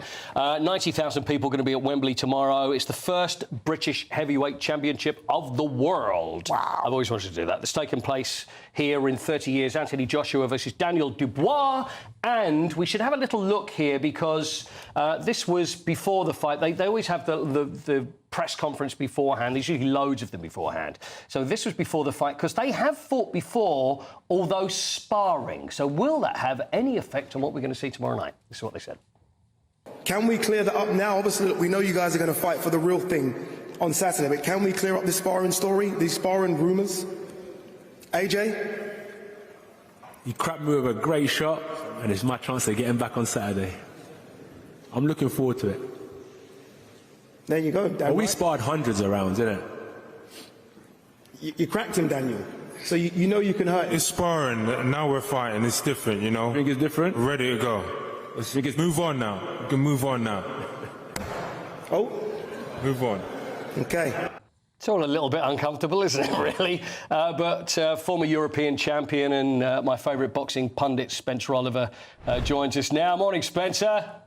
Morning, Paul. How are you, mate? Yeah, I was there at the Guildhall yesterday, and yeah, it was... What an event it was, actually. I mean, it's a fantastic setting that we was in there. Yeah. And unbelievably, right, that is where boxing all begun over 2,000 years ago. I got taken in a lift downstairs to the Roman amphitheatre, and that's where the first ever fight took place. So there's a lot of history surrounding it. And yeah, the press conference, listen, it was fun, it was good. Anthony Joshua was a great speaker. Daniel Dubois is a man of few words.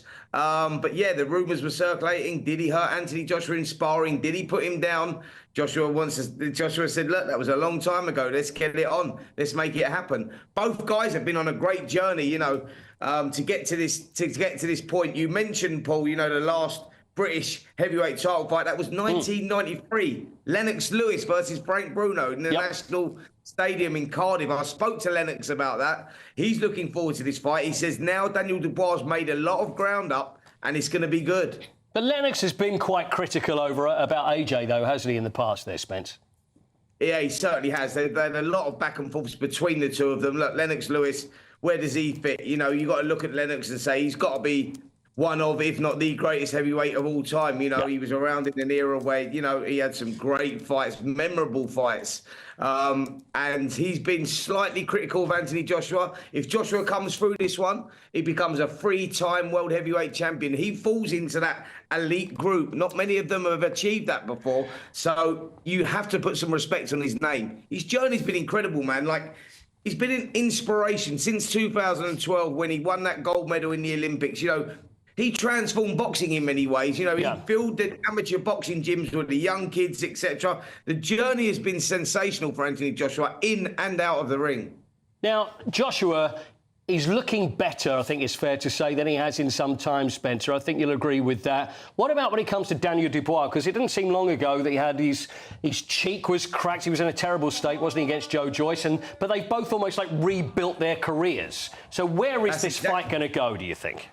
Yeah, that's exactly what they've done, Paul. You know, and they both rebuilt their careers off a loss to Alexander Usyk. You know, Anthony Joshua has been a 2-year process in rebuilding that career. Jermaine Franklin, he was not particularly good in that fight. Robert Helenius, you know, he looked better, stepped him at right hand, knocked Helenius out cold in the 7th round. Then Otto Wallin, and last time out against Francis Ngannou. But you look at Daniel Dubois and the fights that he's had since then, Jarrell Mellor and Filip Hrgovic, you look at those fights and you go, he was an underdog in both of those. And he showed that he can bite down on his gum shield late on in a fight. The question marks were over.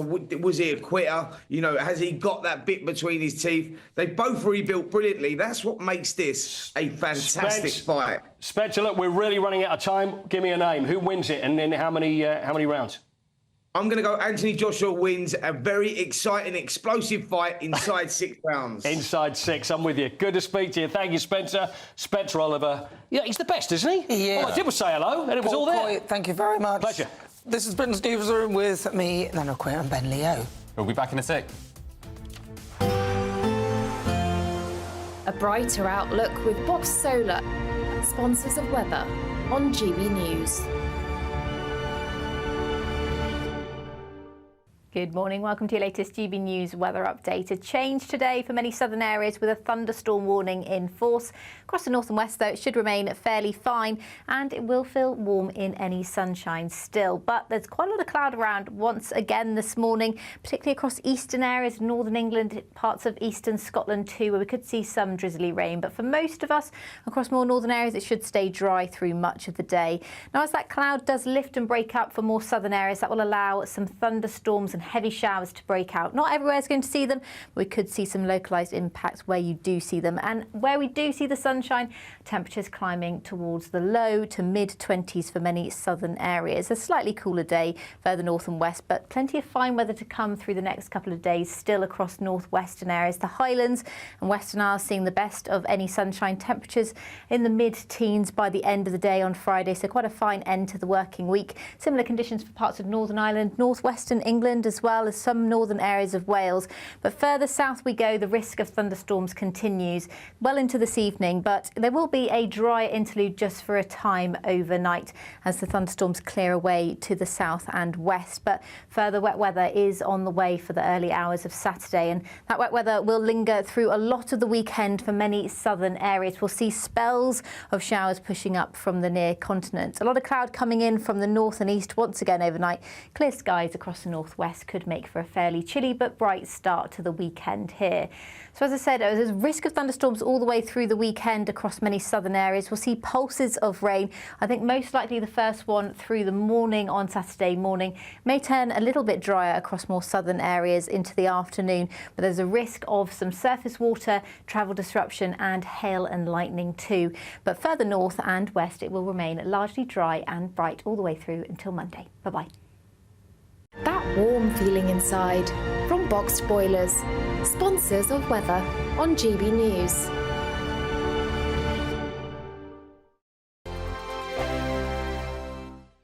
This is you. Good afternoon, Britain. Your lunchtime update on the stories that matter across the UK. From breaking news and insightful analysis, inspiring stories and lively debates. You're comparing yourself to a former Prime Minister. Which is it? Stay informed, stay updated, stay entertained. I just don't know how anyone would not want to be there. Every weekday from midday. We are Good Afternoon Britain, only on GB News. Britain's news channel. If you want your news to be straight talking... This is a nightmare for the Conservatives again. Down to earth. It's not just Nottingham where this is happening, is it? And most importantly, honest. Hard-working, middle-class taxpayers, they'll get the book thrown at them. Then catch me, Martin Daubney, Monday to Friday, 3 till 6 p.m. on GB News, Britain's news channel. Join me, Camilla Tominey, for a frank and honest discussion with those in power that cuts through the spin and gets to the heart of the issues shaping our nation. You haven't confirmed that you want to stand as leader, but you haven't ruled it out either. This report basically says that he's not fit to stand trial. Is he indecisive? Incompetent? I deliver the dose of reality Westminster needs. That's the Camilla Tominey Show at 9:30 every Sunday on GB News, the People's Channel, Britain's news channel. Join me, Nana Akweer, for an informative, interactive news programme with a difference. It's fun. No, he didn't say that, Dave. I'm so surprised. I think there's an element of truth to that. Join me from 3 p.m. every weekend, only on GB News, Britain's news channel. I'm Christopher Hope. From pop stars to politicians, I'll interview anybody in a pub who's got a political opinion. Join me every Friday on Spotify, Apple Podcasts, YouTube or gbnews.com, or wherever you get your podcasts. This is GB News, the People's Channel.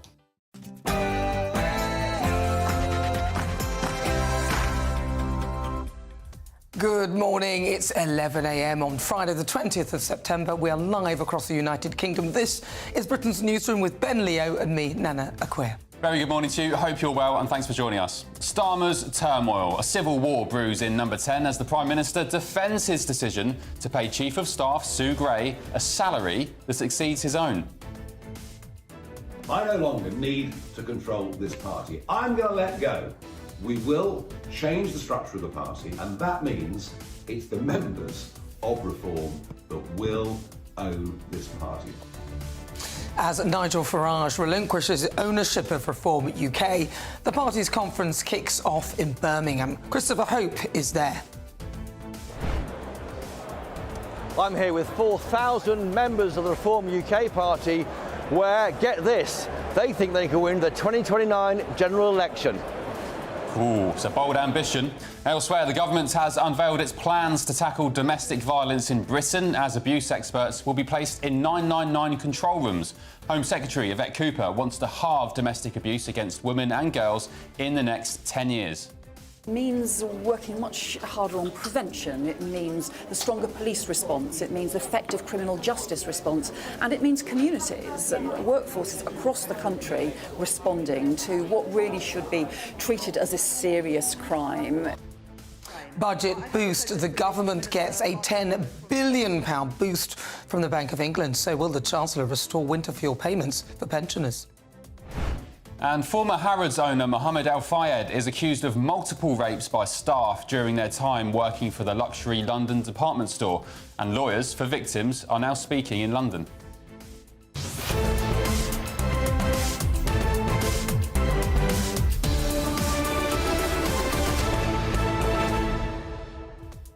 Thank you for joining us this morning. I hope you're doing OK. It's Friday. We're nearly at the weekend, although weekends aren't really weekends for us, aren't they? Well, weekends are working, but I just love the job, so it's not really. It's an honour to do it. But let's talk about the business about the budget, the £10 billion boost. Do you think that this is now a chance for Labour to sort of go, oh, sorry, we didn't quite mean the winter fuel thing. What we're going to do now is we're going to backtrack a U-turn, but it doesn't look so bad because we've got a boost? Yeah, plenty of calls from Labour MPs for the government to U-turn, essentially, on the winter fuel payments. They found £10 billion down the back of the sofa, the Bank of England.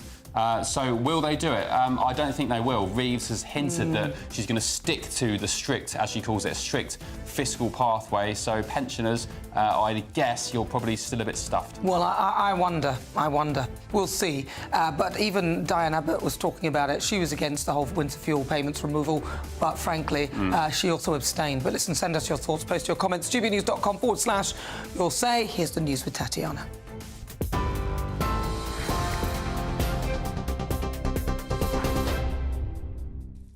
Ben, Nana, thank you. The top stories. A campaigner whose niece was killed by her ex-partner after calling the police multiple times says domestic violence victims need to be heard the first time they call 999.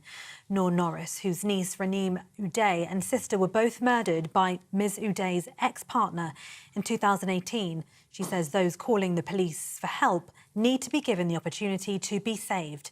The Home Office says some police forces will start embedding domestic abuse specialists in their 999 control rooms early next year as part of Raneem's law to transform the way police handle cases of violence against women and girls. An inquest found mistakes made by West Midlands Police had materially contributed to Ms O'Day and Ms Salim's deaths. The Home Secretary says the government will ensure that things will change. Victims of domestic abuse need to know that the police will be there for them in an emergency. That didn't happen for Rani Muda when she lost her life, and that's why we're bringing domestic abuse experts into 999 control rooms like this to make sure that the emergency response is right.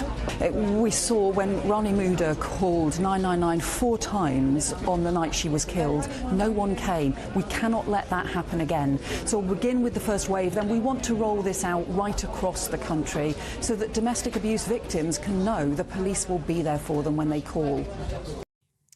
But Raneem's auntie Noor Norris says the system failed her family. It's been such a very painful journey for Raneem to start with. All the hard work she put in to try to get the help and support she needed, and she didn't get that. Into the extent of going through the pain of not being supported from the beginning of her abuse through the authority, the police, social workers and all that, into that point where she lost her life, and we lost her in 2018. Her and my sister tried their best to be here today, but the system failed them because the attitude of domestic abuse was very dismissive. In other news, one of Mohammed Al Fayed's alleged victims, who went by the name of Natasha, has told a press conference the billionaire businessman was highly manipulative. Lawyers are currently holding that press conference after it came to light that the former Harrods boss is facing allegations of sexual assault and rape towards several former workers of the luxury London department store. Barrister Dean Armstrong KC said it's time Harrods took responsibility and set matters right.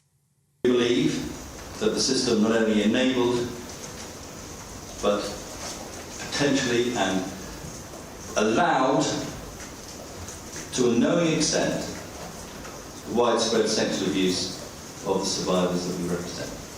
He was a monster enabled by a system that pervaded Harrods.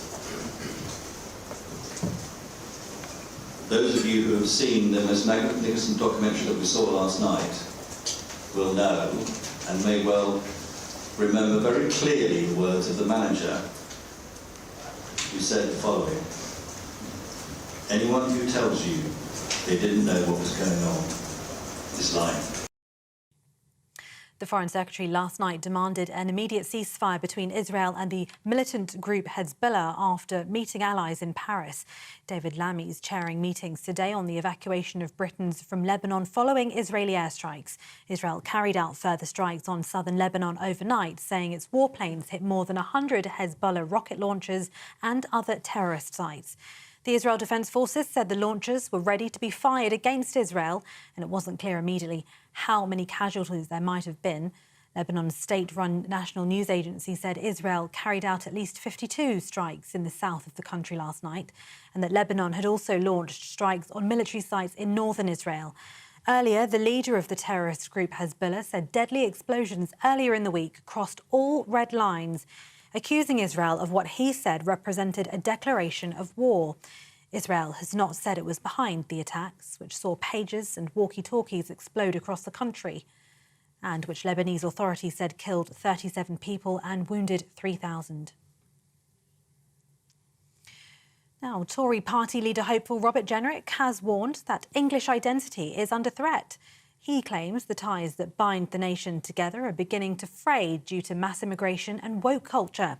Jenrick says immigration has had a clear impact on our culture, customs and cohesion. Mr Jenrick's also suggested it's a contributing factor to this summer's riots, with unrest spreading across the country in the wake of the Southport knife attack which killed 3 little girls.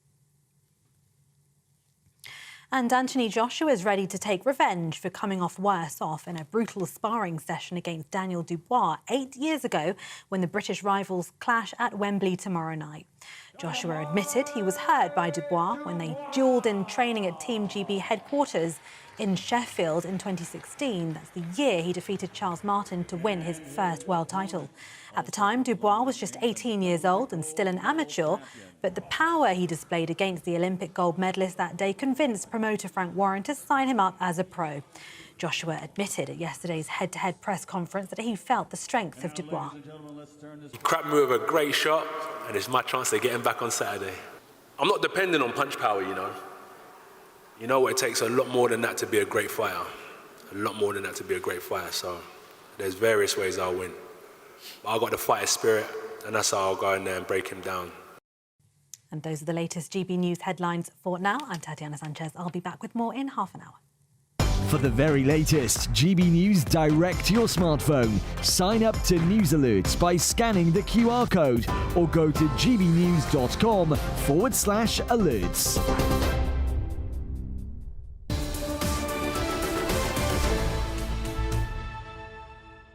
Good morning, hello and welcome. This is Britain's Newsroom, live across the United Kingdom on GB News with Ben Leo and me, Nana Acquia. Very good morning to you. Emails flying in. Somebody thinks again that I'm Tom Harwood, so I'll ignore that. I'm not Tom Harwood. We have very differing views, although we do look fairly similar. But indeed, I'm not Tom Harwood. Elsewhere, though, people who do recognise I am Ben Leo, someone said... who is it? Lee. Good morning. Ben, you're more deserving of that box at Arsenal's Emirates Stadium. At least you'll have something to wind up Paul Coit about. Yeah, indeed. Yeah, eight grand a game, Keir Starmer. I know, but a lot of people talking about that. Ian Alexander, he says during the election, Starmer said he would never pay for a relative to have private medical care, no matter the pain or discomfort. His principles did not allow him to help with a payment to a private hospital. What sort of relative morality then follows him to accept suits and spectacles for him and new clobber for his wife paid for by someone else? If it is morally unacceptable to pay to ease the suffering of a relative, how is it acceptable to allow others to fund your lifestyle so you can look nice and watch football in comfort, not concerned by the great unwashed? Can someone explain? Oh. Yes, very nice. What's his name? This was Ian Alexander. Good job, Ian. Yeah. Ken, you said Rachel Reeves will probably give the £10 billion the Bank of England found and gave to the Treasury. She'll probably give it to other countries for climate aid and whatnot. And Heather, something about Arsenal, similar to what Lee said about Arsenal's. Well, this one's interesting. John Barry, he says, besides having a drink and a chat about what they might be asked to comment on, I wonder if they ever use the time to look at Have Your Say. Well, I'm looking at it now, I'm reading it, and you've not said much. Who, presenters? Well, I think he's talking about us, but he's not even said anything. I mean, if he's got something to say, but I read it for him, so we even know that we do read it, we do look at it, but he's not said anything. That's, you know, I've just read it for you. There you go. Gary says this: one of the biggest culprits in England, Britain, in losing its identity is the BBC. He's blaming them. The organisation, because it can go into all homes and has brainwashed this country into thinking that A, half the population are black, B, we are a horrible colonial power that enslaved the earth, and C, that unless we promote minorities above the majority, we are horrible people. They have, over the years, constantly eroded our national pride. That's his thoughts. I mean, that's a bit of a stretch, but I hear what he's saying. Can I ask what you reckon about the very far-left argument when it comes to migration and losing the identity of our country, which is, well... I think it depends where you start history from. If you're going to start it from the bit where Britain colonised the world, then yes. But if you go further back, there are other empires and other colonial powers. And actually white people at one point were enslaved as well. So it just depends how far you want to go back. If you want to start there, where Britain colonised the world, which is obviously the best place if you're showing off British history, initially it was, then that's where I think people start. Interesting. OK. Let's head now to Reform UK's conference where leader Nigel Farage over the last 24 hours has relinquished ownership of the party. Take a listen. I no longer need to control this party. I'm going to let go. We will change the structure of the party from one limited by shares to a company limited by guarantee. And that means it's the members of Reform that will own this party. I'm relinquishing control of the company. And this comes as Reform UK's conference kicks off in Birmingham today, where they believe they can win the next election in 2029. Our political editor, Christopher Hope, is there now. Chopper, what's the mood like? Have you seen any guests yet? What's their ambitions for the years ahead? Hi Ben, hi Nana. Yeah, welcome to the NEC here in Birmingham. 4,000 members arriving here from around the country. Reform UK, it's interesting, I think, that the other party conferences are in town centres, cities, Manchester, Birmingham, Liverpool, easily accessible by trains for corporates, lobbyists, and there aren't that many members there half the time as far as my experience is. This one is aimed firmly at the members, 4,000 paying members here. You can drive the NEC from most parts of England, and that's why they've chosen to be here outside of Birmingham, near the Birmingham National Station. The idea is to get more and more people here who want to hear from Nigel Farage and the other senior players in Reform UK. The mood is upbeat. 5 MPs, of course, returned in the July election, and ambitious. You heard there from Nigel Farage.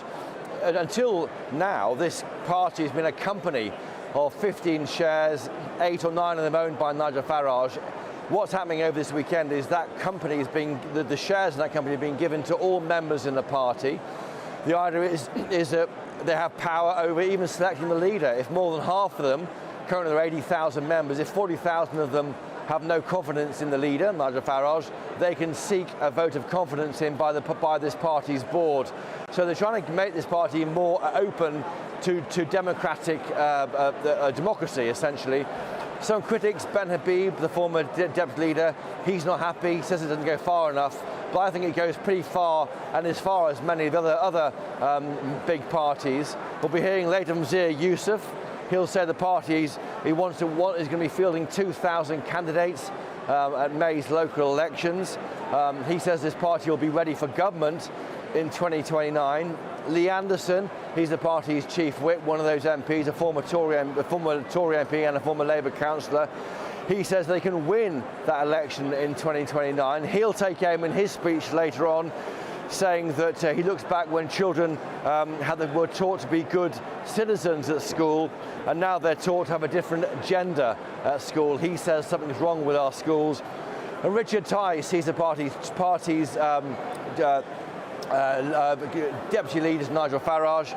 He'll be tackling what he calls the folly of net zero. He'll wonder why our country sits on oil and gas reserves, but the Labour government won't get them out and try and bring down bills for people as it gets colder this winter.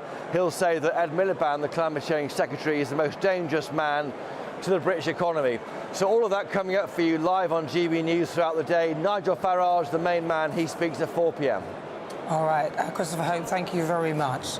That's Christopher Hope. He's at the Reform UK Party conference in Birmingham. Thanks, Chopper. Rupert Lowe is speaking at 3 o'clock. You've got Lee Anderson at 3:15, Richard Tice at 3:30, Zia Yusuf, the Reform UK chairman, and then Nigel Farage.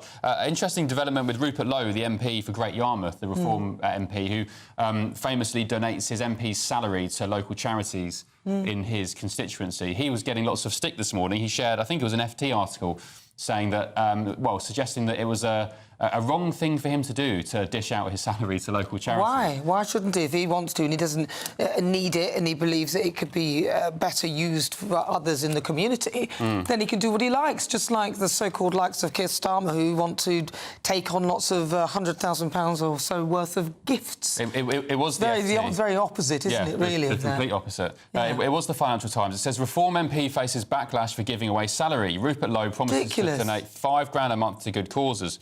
In what kind of upside-down clown world do we live in, where people on the left think it's OK for Keir Starmer to be accepting these gifts, but they want to attack an MP for giving away his salary to his constituents? Well, it's from one unnamed Labour MP who's quoted. I knew it had to be. It says, this is from the Labour MP, it's all very well for him to do this, but of course there are some people who think MPs shouldn't be paid and that we should do the same. Well, he's doing exactly that. He's doing it as a passion, and he's obviously he's a conviction politician. He believes in what he thinks, and he doesn't particularly need the money. So he said, "I don't need this. Let me give it to the community." I don't get it. Another MP said, "Rupert Lowe's a multi-millionaire, and he's not really an MP in the same way that most of us are." Well, he is, isn't he? He's been elected, which is how an MP gets into power. He was elected by his constituents to run the constituency. So, isn't it funny how the most sort of gracious or kind of acts can be spun in the political world to be something that's a bad thing? Yes, the sinister ones can be, unspun in a certain way to make it sound like there's nothing to see here.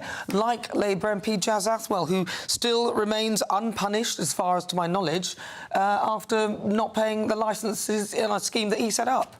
Slum landlord he's been accused of being. Yeah. Anyway, up next, would a lie-in and an extra day in bed and a 3-day working week convince you to become a teacher? Who knows? Let us know. gbnews.com/your say. This is Britain's Newsroom on GB News. Back in a sec. The Britain I grew up was the most peaceful, gentle society that has ever existed. That has been destroyed. Opinion polls show immigration is the #1 concern to the British public. Are you proud to be British? Yeah, I'm ever so proud. My name is Stephen Edgington, and in this documentary, I want to find out how Britain became a nation of immigrants. Immigration, the truth. Available at gbnews.com. This is GB News, Britain's news channel. Would you have Harry back with open arms? And this is Ian. Hi, Ian. Harry is unfortunately not well. He's an emotional wreck. Ian, you actually took the words out of my mouth. I remember when I was younger, queuing up for hours for West Ham tickets. I'm that sad. But at least I got the ticket. It was my ticket. They knew it was me, and there were no touts involved. It's Forever says Harry can stay away. He was so quick to condemn this country as racist and to trash the Queen and royal family's reputations. He should be banished and his titles removed. He has not earned the right to call himself anything with a royal title. Ooh, passionate. Since moving to the US with Meghan, the American dream has had a number of issues for him, I think it's fair to say. But if Harry was to return, would he be welcome? And could he make it up with William? Look, if Oasis, sorry I said the O word, have done it, can William and Harry? Well, I think it's going to present a lot of challenges. I mean, I've got to be clear here. When it comes to reconciliation, if it's possible, obviously, to mend the rift with William, clearly that is to be welcomed. But as for Harry returning, what precisely would that mean? What precisely would Harry want? Because if it is in any sense a return to royal duties, you really got to be very, very careful with what you're dealing with. As far as the royal family are concerned, for goodness sake, reconciliation, yes, but actual work as a senior working royal is not, in my opinion. So I always think it's quite funny listening to serious people talk seriously about the royals, because it's not that serious, a lot of it. But actually, I think where I'm fascinated by them is that we can sort of see a bit of ourselves as a society and as individuals. GB News, the People's Channel.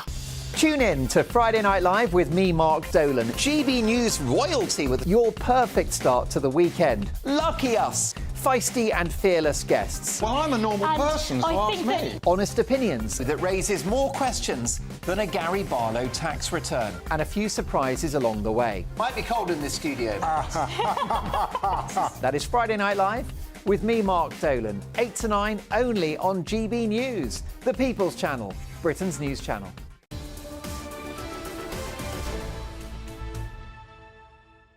Good morning, 22 minutes after 11. If you've just tuned in, welcome. This is Britain's Newsroom with Ben Leo and me, Nana Akweer. And joining us in the studio, political commentator Emma Webb and also broadcaster and TV personality. We've gone to a time warp. Right, we have, yes. Right, let's start. It was very odd that. Let's start with you, Emma Webb. Rachel Reeves given a £10 billion boost by the Bank of England.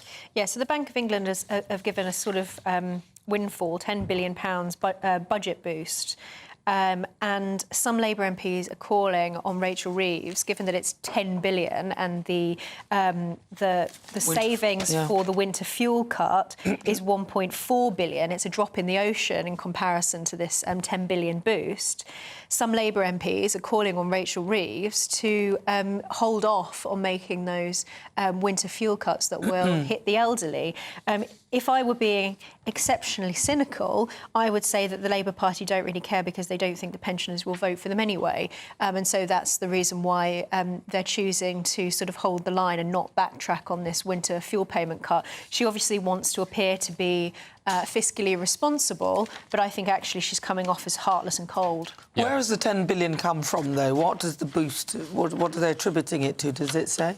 It does. I have to be honest, I don't entirely understand how it works. Long story short, they're paying back the national debt at a slower rate. Yeah, it's something to do with them selling off bonds or something like that. Yes, they're selling bonds at a slower rate than they would. Well, they could have done that all along then. I don't know why they didn't. Precious. Yeah, I mean, I think they should just let, the pensioners need this winter fuel, and I think that they need to maybe look into who actually voted for them, and that is the elderly. And so making sure that they're supported when this winter comes is more important. And I think if you've got the money there, why not use it? Some people saying that David Lammy or Rachel Reeves would rather send the money abroad on climate projects. And that's ridiculous. You're supposed to start from home, make sure the people here are taken care of. Well, they already do that now. We are sending £11.5 billion to Africa for climate aid.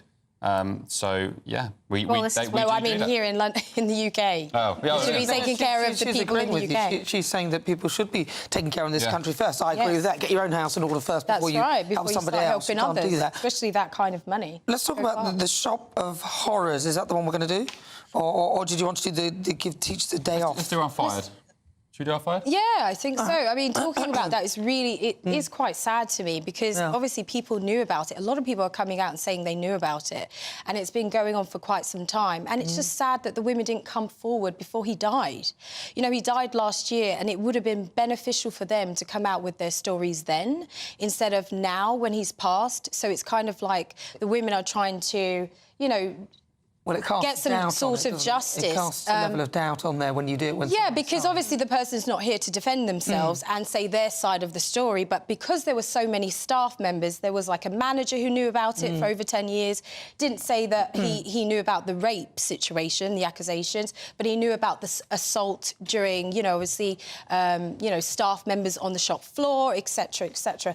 But I think Harrods have been dealing with it very well. They've basically come out and announced and said, we're going to kind of, all the claims that have come up, we're going to deal with them promptly. We're not going to drag it out. The women have been through enough. And I think that's a really good idea to do because obviously the women have struggled with this, haven't come forward for so many years. And finally now, I think they deserve justice. In their defence, they did go forward. The CPS in, I think it was 2009, correct me if I'm wrong, they were investigating an allegation from a 15-year-old who claimed she was raped by Al-Fayed in Harrods. And the CPS, which was headed by Sir Keir Starmer at the time, threw it out. Although he did... A lot of people were signing NDAs and receiving hold on, though. He may have been the head of the Department of Prosecutions, but he would not have been directly involved with that case, would he? Yeah, number... So just to be clear, that whilst he was in charge of it, he was not... And a lot of people were working directly with Mohammed Al-Fayed directly, like as assistants. They would go to his house in Park Lane.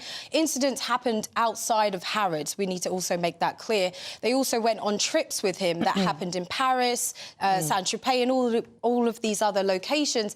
These incidents occurred Abu Dhabi as well. There's many places that it happened outside of Harrods. I think also, I mean, even though Al-Fayed hasn't owned or had significant control over Harrods in more than a decade, there is talk of this case against Harrods for not having a safe working environment because of some of these accusations. I never want to discourage women from coming forward and reporting sexual abuse or any other kind of abuse, but I do think it's a bit of a problem that he's not alive to defend himself. Yeah, it would have been... It is, that's what I said. But I think if they'd have come forward last year before he passed away, it would have been much better. There's possibly fear, but... yeah, of course, and losing their job as well. That was another thing. Very powerful, so sometimes that's what often stops women from coming forward. But a spokesperson for Harrods said this yesterday. The Harrods of today is a very different organisation to the one owned and controlled by Al-Fayed between 1985 and 2010. It is one that seeks to put the welfare of our employees at the heart of everything we do. Okie dokie. What should we move on to now? What about giving teachers a day off and a lie-in by only working 3-day weeks, Emma Webb? Well, apparently, in order to entice Gen Z to become teachers, they need to give them these little... sweeteners so that they, I suppose, don't get too overwhelmed by the job. I know that teaching can be... I have friends who are teachers. I know teaching can be actually quite an overwhelming profession. They have a lot of bureaucracy to do. Probably the solution will be to try and cut some of that paperwork that they have to do. I know some people, even, never mind Gen Z, but older people who've been sort of driven out of teaching by that and all sorts of other problems, including behavioural issues. But... I mean, really, to give them a lie-in and an extra day off... I think it's ridiculous. It's not thinking about the continuity for the children. I think also that the parents need children to be in school. I mean, I now see kids leaving school at 2:20, 2:30 in the afternoon. I mean, how does a parent actually deal with that? You know, if you're a full-time parent, full-time work, and then you're also a parent, how would you manage that? Also, like, childcare is extremely expensive. I think the more the child is in school, it helps the parents, and the teachers need to be there. I don't know about this whole day off thing. Are they talking about reducing the school timetable in terms of days, or is it just simply the teachers will have less days? Yeah. So they'll have their trial basis is 1 day off. That's what a Catholic school is. I think they would have a supply teacher. But they'd have somebody else to do it. But in my view, I'm just thinking about the continuity for the kids, though, because you've got different teachers chopping and changing. It's not good for the kids, this. No, it is. It's completely self-centred. we saw the same thing over COVID, that it's not about the children, it's not about the children's welfare or their education, it's about what's convenient for the adults. And while I recognise that sometimes teaching can be a stressful profession, lots of professions are stressful and you don't get these kinds of sweetness, I actually think that Gen Z just need to suck it up and work it's work ridiculous. harder. It's a I think the salaries is probably also a thing. With the teachers, they get paid quite well, to be fair. But the teachers often complain about the salary, so I think if the salaries were increased somehow, then they'd probably be motivated to go to work. Everyone wants also, more money. This is a recommendation from the charity Teach First that sort of help. All right. Well, let's move on. Let's move on to this one. English identity is under threat. Robert Jenrick is saying that he warns that ties which bind the nation together are beginning to fray due to mass immigration and woke culture, all of which happened on their watch. Yep, well, he's not wrong, is he? But Philip Kisely, who was on earlier, put it just bang on when he said it feels like you're being gaslit by them. Narcissists. Yeah, I mean, little too late. Robert Jenrick was such a centrist for a long time, and now it does look a little cynical that he's sort of trying to pitch himself to the right of the party when I don't know if it comes across as being slightly disingenuous. But what he's saying is correct. I mean, particularly the fact that, you know, it's not just mass immigration, this huge change to the population of the country, but it's also the fact that Englishness and English identity over and above Welsh, Scottish identity is constantly being denigrated. I am proud to be English, but if you say that, you'll get accused of being far right. So I think he's correct, and this is a problem for the country, but he's wrong that this is something that's only rearing its head now. But I also think that I think it also depends on what you think or perceive, or everyone as a nation, what they perceive as English, because I'm English. I was born here. My mother was born here. My father came from Cuba, and it was a legal immigrant who worked here and basically created a beautiful life for us. But I am English and I'm very proud. I have a flag on my hand and I'm very proud, but it doesn't mean... Is that tattooed on? It is tattooed on, yes. I'm very proud of that. It's tattooed? Yes. Yeah. So it really just depends on what you perceive or what the nation perceives as English, because I'm very English. Yes. I have the, traditions, I'm involved in the culture, I've embraced it since the day I was born. So it really just depends on what people perceive. I don't think that the immigrants that came many years ago, like my father, are the same as the immigrants that are coming in now. I would agree and with that that needs to be specified. Those two people are very different. I mean, the point that he's making quite rightly is also about integration. We have lots of people who can't even speak the language. Right. That's what I'm saying. And my father came here at 18 and was able to speak English. I'm with you. I second your sentiments, Precious. Yes. I feel the same way. I'll tattoo one on my hand as well. There we go. I'm so dark it won't. That's a challenge for next week. It's so dark it won't show up, to be honest with you. It'll just look black. But listen, Emma, Precious, thank you very much. Of course, I wasn't saying that Robert is being a narcissist. It was a narcissistic relationship that Philip Kisely was talking about. All right, though, let's get your latest news with Tatiana Sanchez.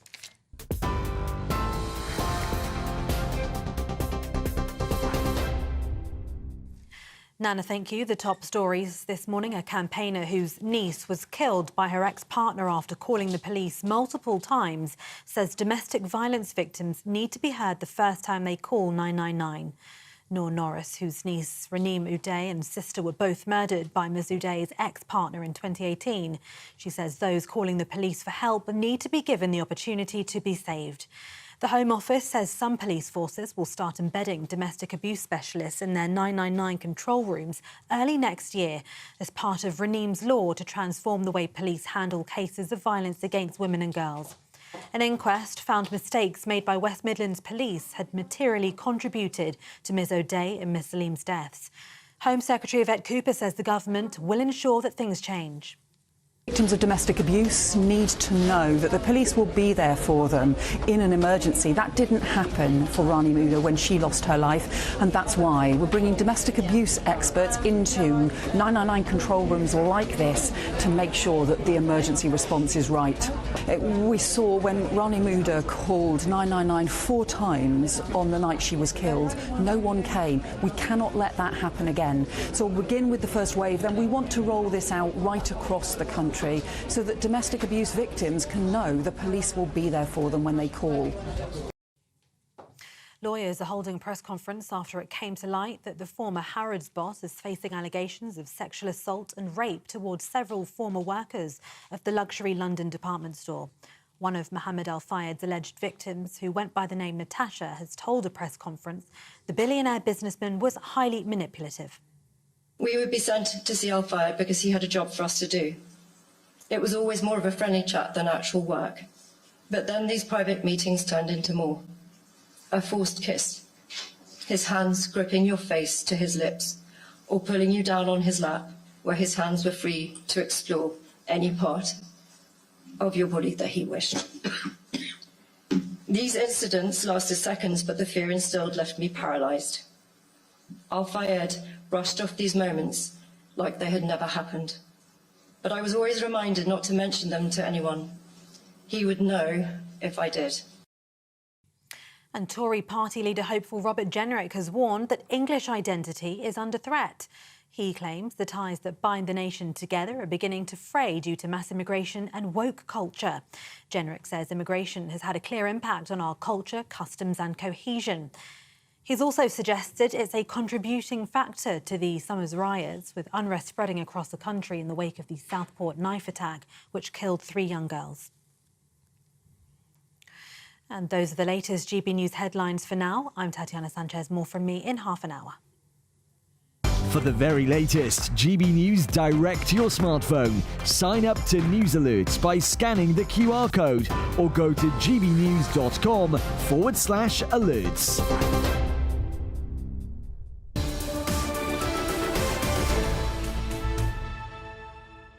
Thank you, Tatiana. Up at noon, Good Afternoon Britain with Tom and Emily. And Tom, I believe, is live at the Reform Party conference in Birmingham. Tom, or Emily, let's start with you. What's coming up on the show? Oh, we've got a huge amount. As you can see, Tom Harwood is at the Reform Party conference, which is very exciting. He's going to be there all afternoon, bringing us all the gossip. We're also going to be having Robert Jenrick on the show. We're going to be asking him about his comments that you've been discussing about English identity and how it's under threat from mass immigration and also woke culture. What exactly does he mean by that? But Tom, take it away. What are you up to at conference?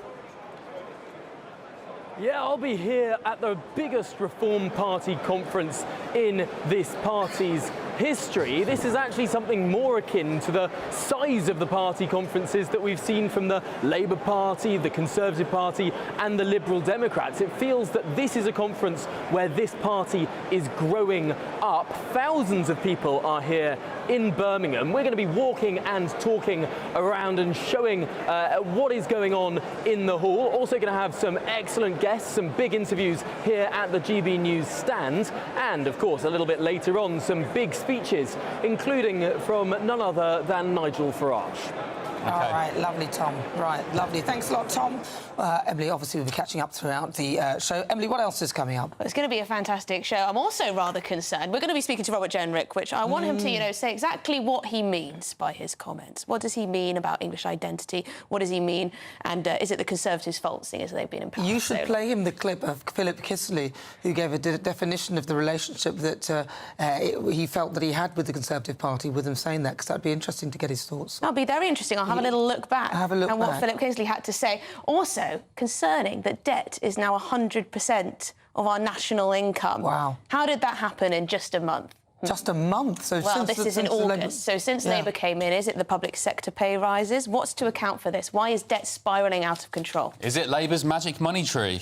Well, they've found 10 billion behind the sofa. It's there if you want it, isn't it? If you dig far enough. Yeah, it's at the back. If you dig far enough. No, it's going to be a great show, and we'll be catching up with Tom Harwood and, of course, Christopher Hope, who is there too at Reform Conference. Great, good stuff. Thank you, Emily. All that and more coming up from midday. But sticking with us for the time being, a barrister representing some of Mohammed Al-Fayed's reported victims says the case, quote, combines some of the most horrific elements of those involving Jimmy Savile, Jeffrey Epstein and Harvey Weinstein. We'll hear from one of the alleged victims next. This is Britain's Newsroom on GB News. Back in a tick. Time for your latest weather update from the Met Office here on GB News. A dry Friday for most, but we are going to see some big thunderstorms across parts of the south. The sunniest skies probably in western Scotland. That's because we've got high pressure sitting to the north and generally an easterly wind. So with some shelter, say western Scotland doing OK for sunshine, but also much of Northern Ireland and northwest England. Further south, things are brightening up. We've got some sunny spells, but that is sparking a few showers. Much of northeast England and eastern Scotland staying pretty drab. The showers in the south intensifying this afternoon and some rumbles of thunder, lightning flashes and hailstones are likely. Temperatures in the sunniest belts in the south getting into the low 20s. On the cool side, though, on these North Sea coasts where it stays fairly drab and a little drizzly with a brisk wind. Now, this is the thunderstorm warning area. Not everywhere in this area will see the thunderstorms. They will be hit and miss, but the potential for those thunderstorms to cause some problems. Certainly a lot of spray and surface water on the roads. Further north, well, it's a fine Friday across western Scotland, Northern Ireland, staying pretty drab in eastern Scotland, parts of northeast England, where the cloud will be thick enough for a little drizzle here and there. But the heaviest rain in those thundery showers across parts of the south and west will slowly fade as we go through this evening. For many, it'll be a fine Friday night, but notice further south, we are starting to import further heavy showers as we go through the early hours, and they could also cause some disruption during Saturday. A fairly mild night for most, with some clearer skies in western Scotland, temperatures well down into single digits. But again, here on Saturday, a fine day. But again, in the south, we do need to watch out for thunderstorms. Again, lots of lightning, large hailstones, torrential downpours possible, could cause some flooding. And again, a lot of spray and surface water on the roads. Won't rain all day. There will be somewhat hit and miss. And in the sunny spells, again in the south, it will feel quite warm. Bye for now. Mark Dolan tonight is your weekend dose of news, debate and entertainment. This sounds like a wild conspiracy theory. Don't miss My Big Opinion. Mark meets at My Take at 10.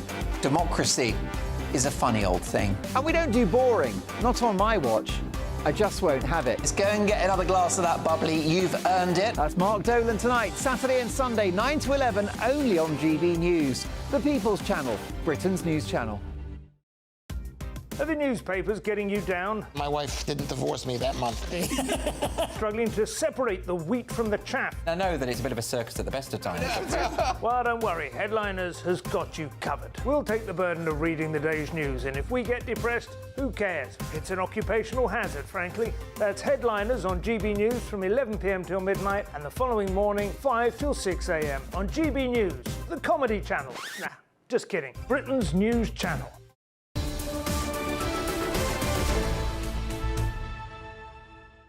Hello, welcome back to Britain's Newsroom. Now, lawyers are currently holding a press conference after it came to light that the former Harrods boss, Mohammed Al-Fayed, is facing allegations of sexual assault and rape towards several former workers of the luxury London department store.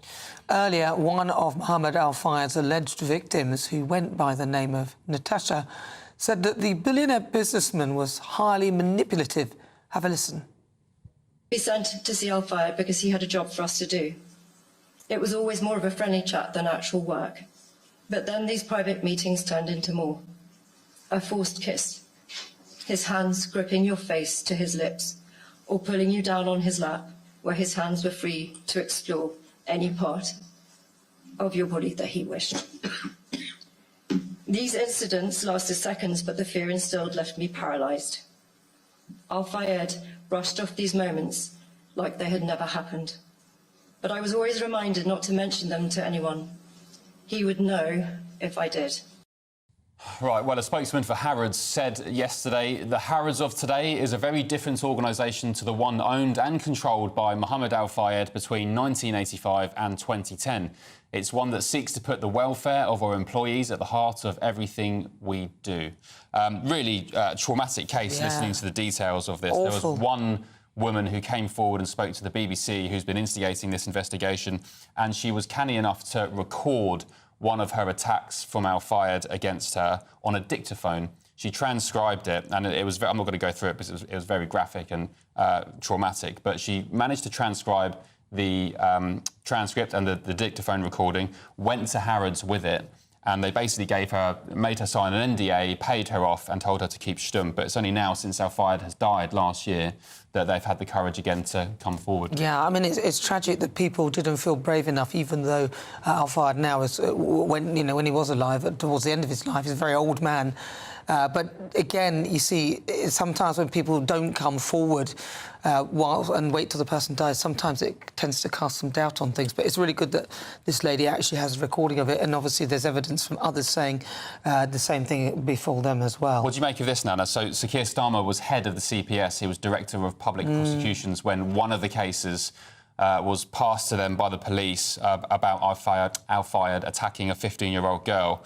Well, of course. It was in 2002. Some people suggesting this morning, again, similar to the accusations with Jimmy Savile, that Starmer should have maybe known about it or done more, but Number 10 have said the case didn't pass his desk. Yeah, well, you see, that's the thing, isn't it? When you're at the top of something, often you are not aware of all the things that are going on below the surface, and maybe this one was deliberately kept away from him, I don't know. Maybe the same with the Savile situation. It doesn't look good for him, but then, of course, he would argue that he can't possibly have his eye on absolutely everything, being the head of it. But then sometimes, at the time, but sometimes people might then argue that, well, when you're ahead of things and things go wrong, your head should roll. The Tories, of course, using it as an attack line this morning, like they did with Jimmy Savile. But Number 10, as I said, they're insisting that Sir Keir Starmer didn't even see the file on his desk. It has nothing to do with him. Which is interesting, because Al Fayed is such a high-profile individual, as was Jimmy Savile at the time as well, that it does seem a little bit odd that that person at the top may not hear about it. But then, you know, that could also be true. S. Atkinson, I think maybe your name's Sue, you've said on your say, shocked hearing about Al Fayed. Sounds like he was a wolf in sheep's clothing. He was an indirect client of a company I did work for some years ago when he was developing a lot of property in London. When I spoke to him, he was extremely respectful and courteous. Saying that, I never met him in person. Well, Benny says this: I get what Precious is saying, that these assaults happened outside Harrods, but if it was widely known what he was like, why go to his home or go on trips abroad? Yeah, I mean, that's a good point, but I suppose in some ways you might not expect that. You think that you're safe, he's the boss, everything's fine, you know, but then if you... presumably these people didn't know what he was like. Miss P says, I love Precious. There you go. Gary, you've said good morning. Why are all these accusations coming out now, years after the events? He is now dead. He can't defend himself. If the women were uncomfortable at working there, why didn't they leave his employment? Yeah, I mean, I think when you need to put yourselves in victims' shoes of all sexual assaults and sexual harassment. When you're relying on a job, you're relying on a wage, there's pressure for you to keep your job. You know, you can see why victims are fearful of saying anything, especially with someone with massive influence. Look at Jimmy Savile. Look how many people knew about Jimmy Savile and didn't come forward. Well, you know, that's a whole other can of worms right there. Grumpy Grandad says, so what if Reeves got a £20 billion bonus? This is, of course, from the discussion earlier from the Bank of England. You know it won't go to the British people. They'll end up giving it away or spending it on dealing with migrants, and pensioners will be left to freeze. If they don't use the bonus to give pensioners their winter fuel payments back, it will be a national disgrace. I don't get it, or the pension uplift. It's not about me. I'm seriously worried. For some pensioners, some will die without it. Well, Labour should be very concerned about the optics on this one, because perhaps Keir Starmer should put on his specs, his £2,500 free spectacles, and take a good look in the mirror and have a look at this as well. I think Rachel Reeves has indirectly suggested she won't be reversing the decision on that winter fuel payment. She said she's going to stay fiscally strict and carry on with their path despite getting that extra $10 billion from the Bank of England. Right, well, they've increased our debt substantially. We have absolutely nothing to play with now. But up next, cancer patients at risk as 300,000 face treatment delays. Find out more after this. You're with Britain's Newsroom on GB News.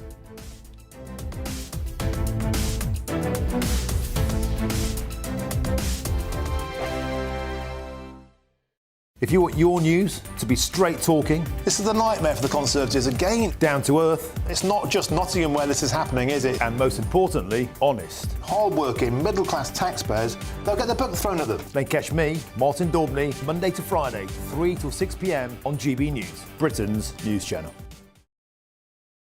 This is GB News, Britain's news channel. With record temperatures expected this week, how do zoos keep their cooler creatures cold? Well, at Yorkshire Wildlife Park, the polar bears are enjoying a vegetable ice block. Polar bears, they do have quite a variety of different temperatures that they naturally do find. Once they're moving off these polar ice caps, they are in the likes of down in the areas of Canada, Hudson Bay.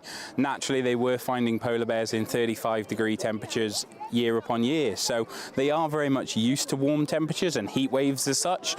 What you'll tend to find is they'll go for a good swim and then go for a snooze in the shade thereafter. Not wanting to miss out, the sea lions are treated to a huge fish lolly. In the hot weather, it's really important to give them ice because these guys, they don't drink salt water. These pools are actually saltwater pools. They actually drink fresh water. They've got 2 freshwater pools in their house, but again, being able to provide that in their outside enclosure is also really important. So offering them ice with their fish is not only enriching, but it's actually beneficial to their welfare as well. Other animals like the lemurs will be basking in the sun, but also cooling down with frozen sweet potato. So we've got 3 different species of lemur here. They come in all different shapes, colours, sizes, but they are native to Madagascar. Madagascar can get quite hot, understandably, so throughout the cold months here in Yorkshire, we do give them a nice heated house all year round, but especially making sure it's nice and warm in the winter for them. And it does mean that in the hot spells as well that we're able to keep our eyes on them and try and give them things that make them a bit more comfortable with that incoming hot weather as well. The frozen food on offer here certainly has the seal of approval on what could be the hottest day of the year. GB News, the People's Channel. I'm Christopher Hope. From pop stars to politicians, I'll interview anybody in a pub who's got a political opinion. Join me every Friday on Spotify, Apple Podcasts, YouTube or gbnews.com, or wherever you get your podcasts. This is GB News, the People's Channel.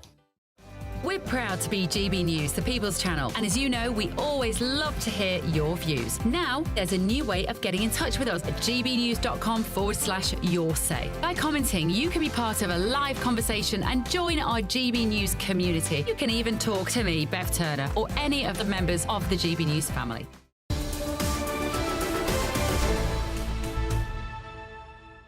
Hello, welcome back to Britain's Newsroom. Now, a damning warning from Cancer Research UK says that over 300,000 cancer patients will face treatment delays over the next 5 years. That's unless there's a vastly improved NHS performance. Now, the current target for 85% of cancer patients to begin treatment within 62 days of urgent referral has not been met since 2015. Well, joining us now, oncologist and former chief of the WHO, the World Health Organization's cancer programme, is Professor Carol Sikora.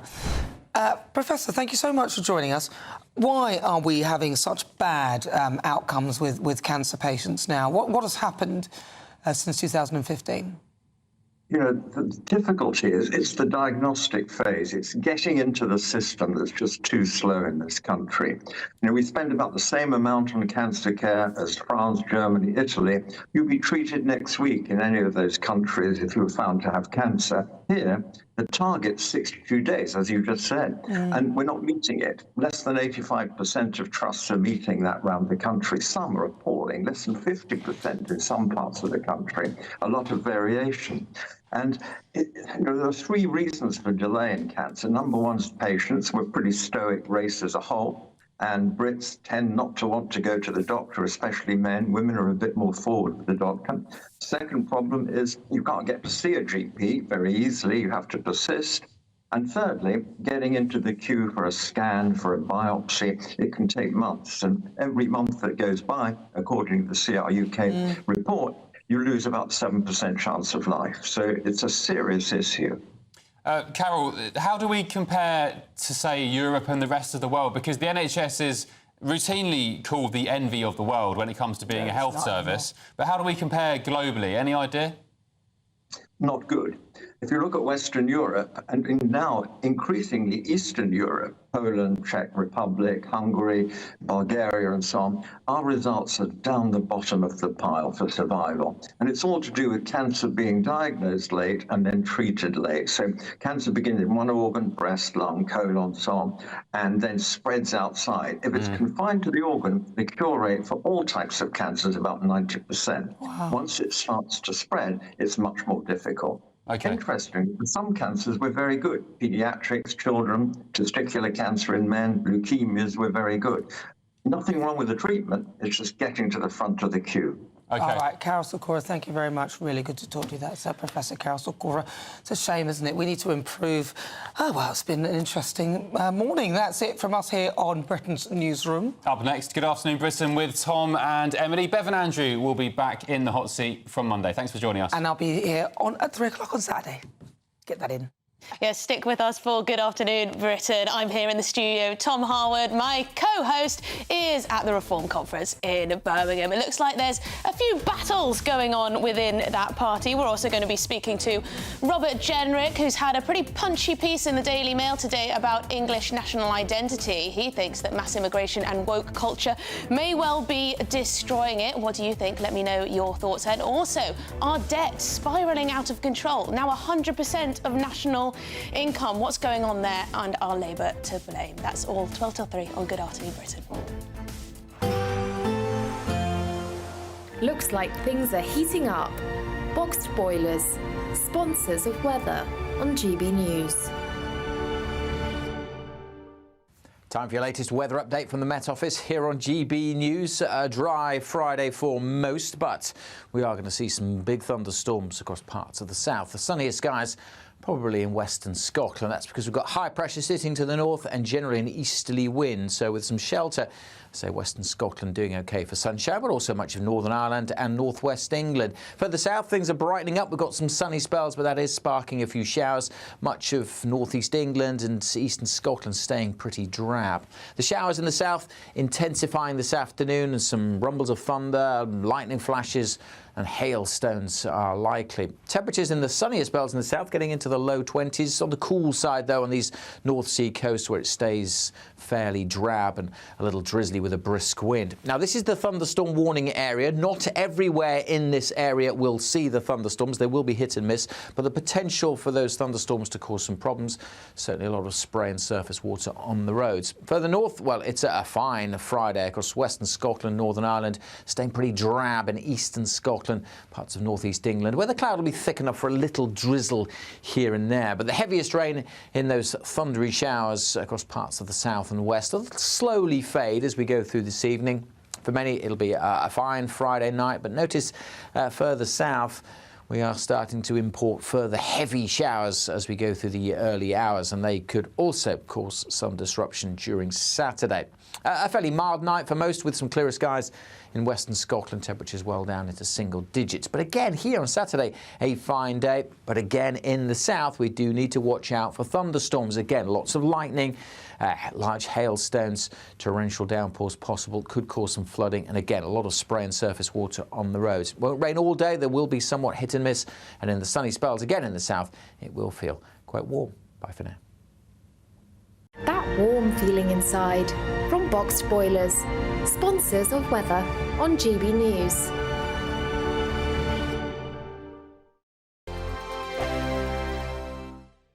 You can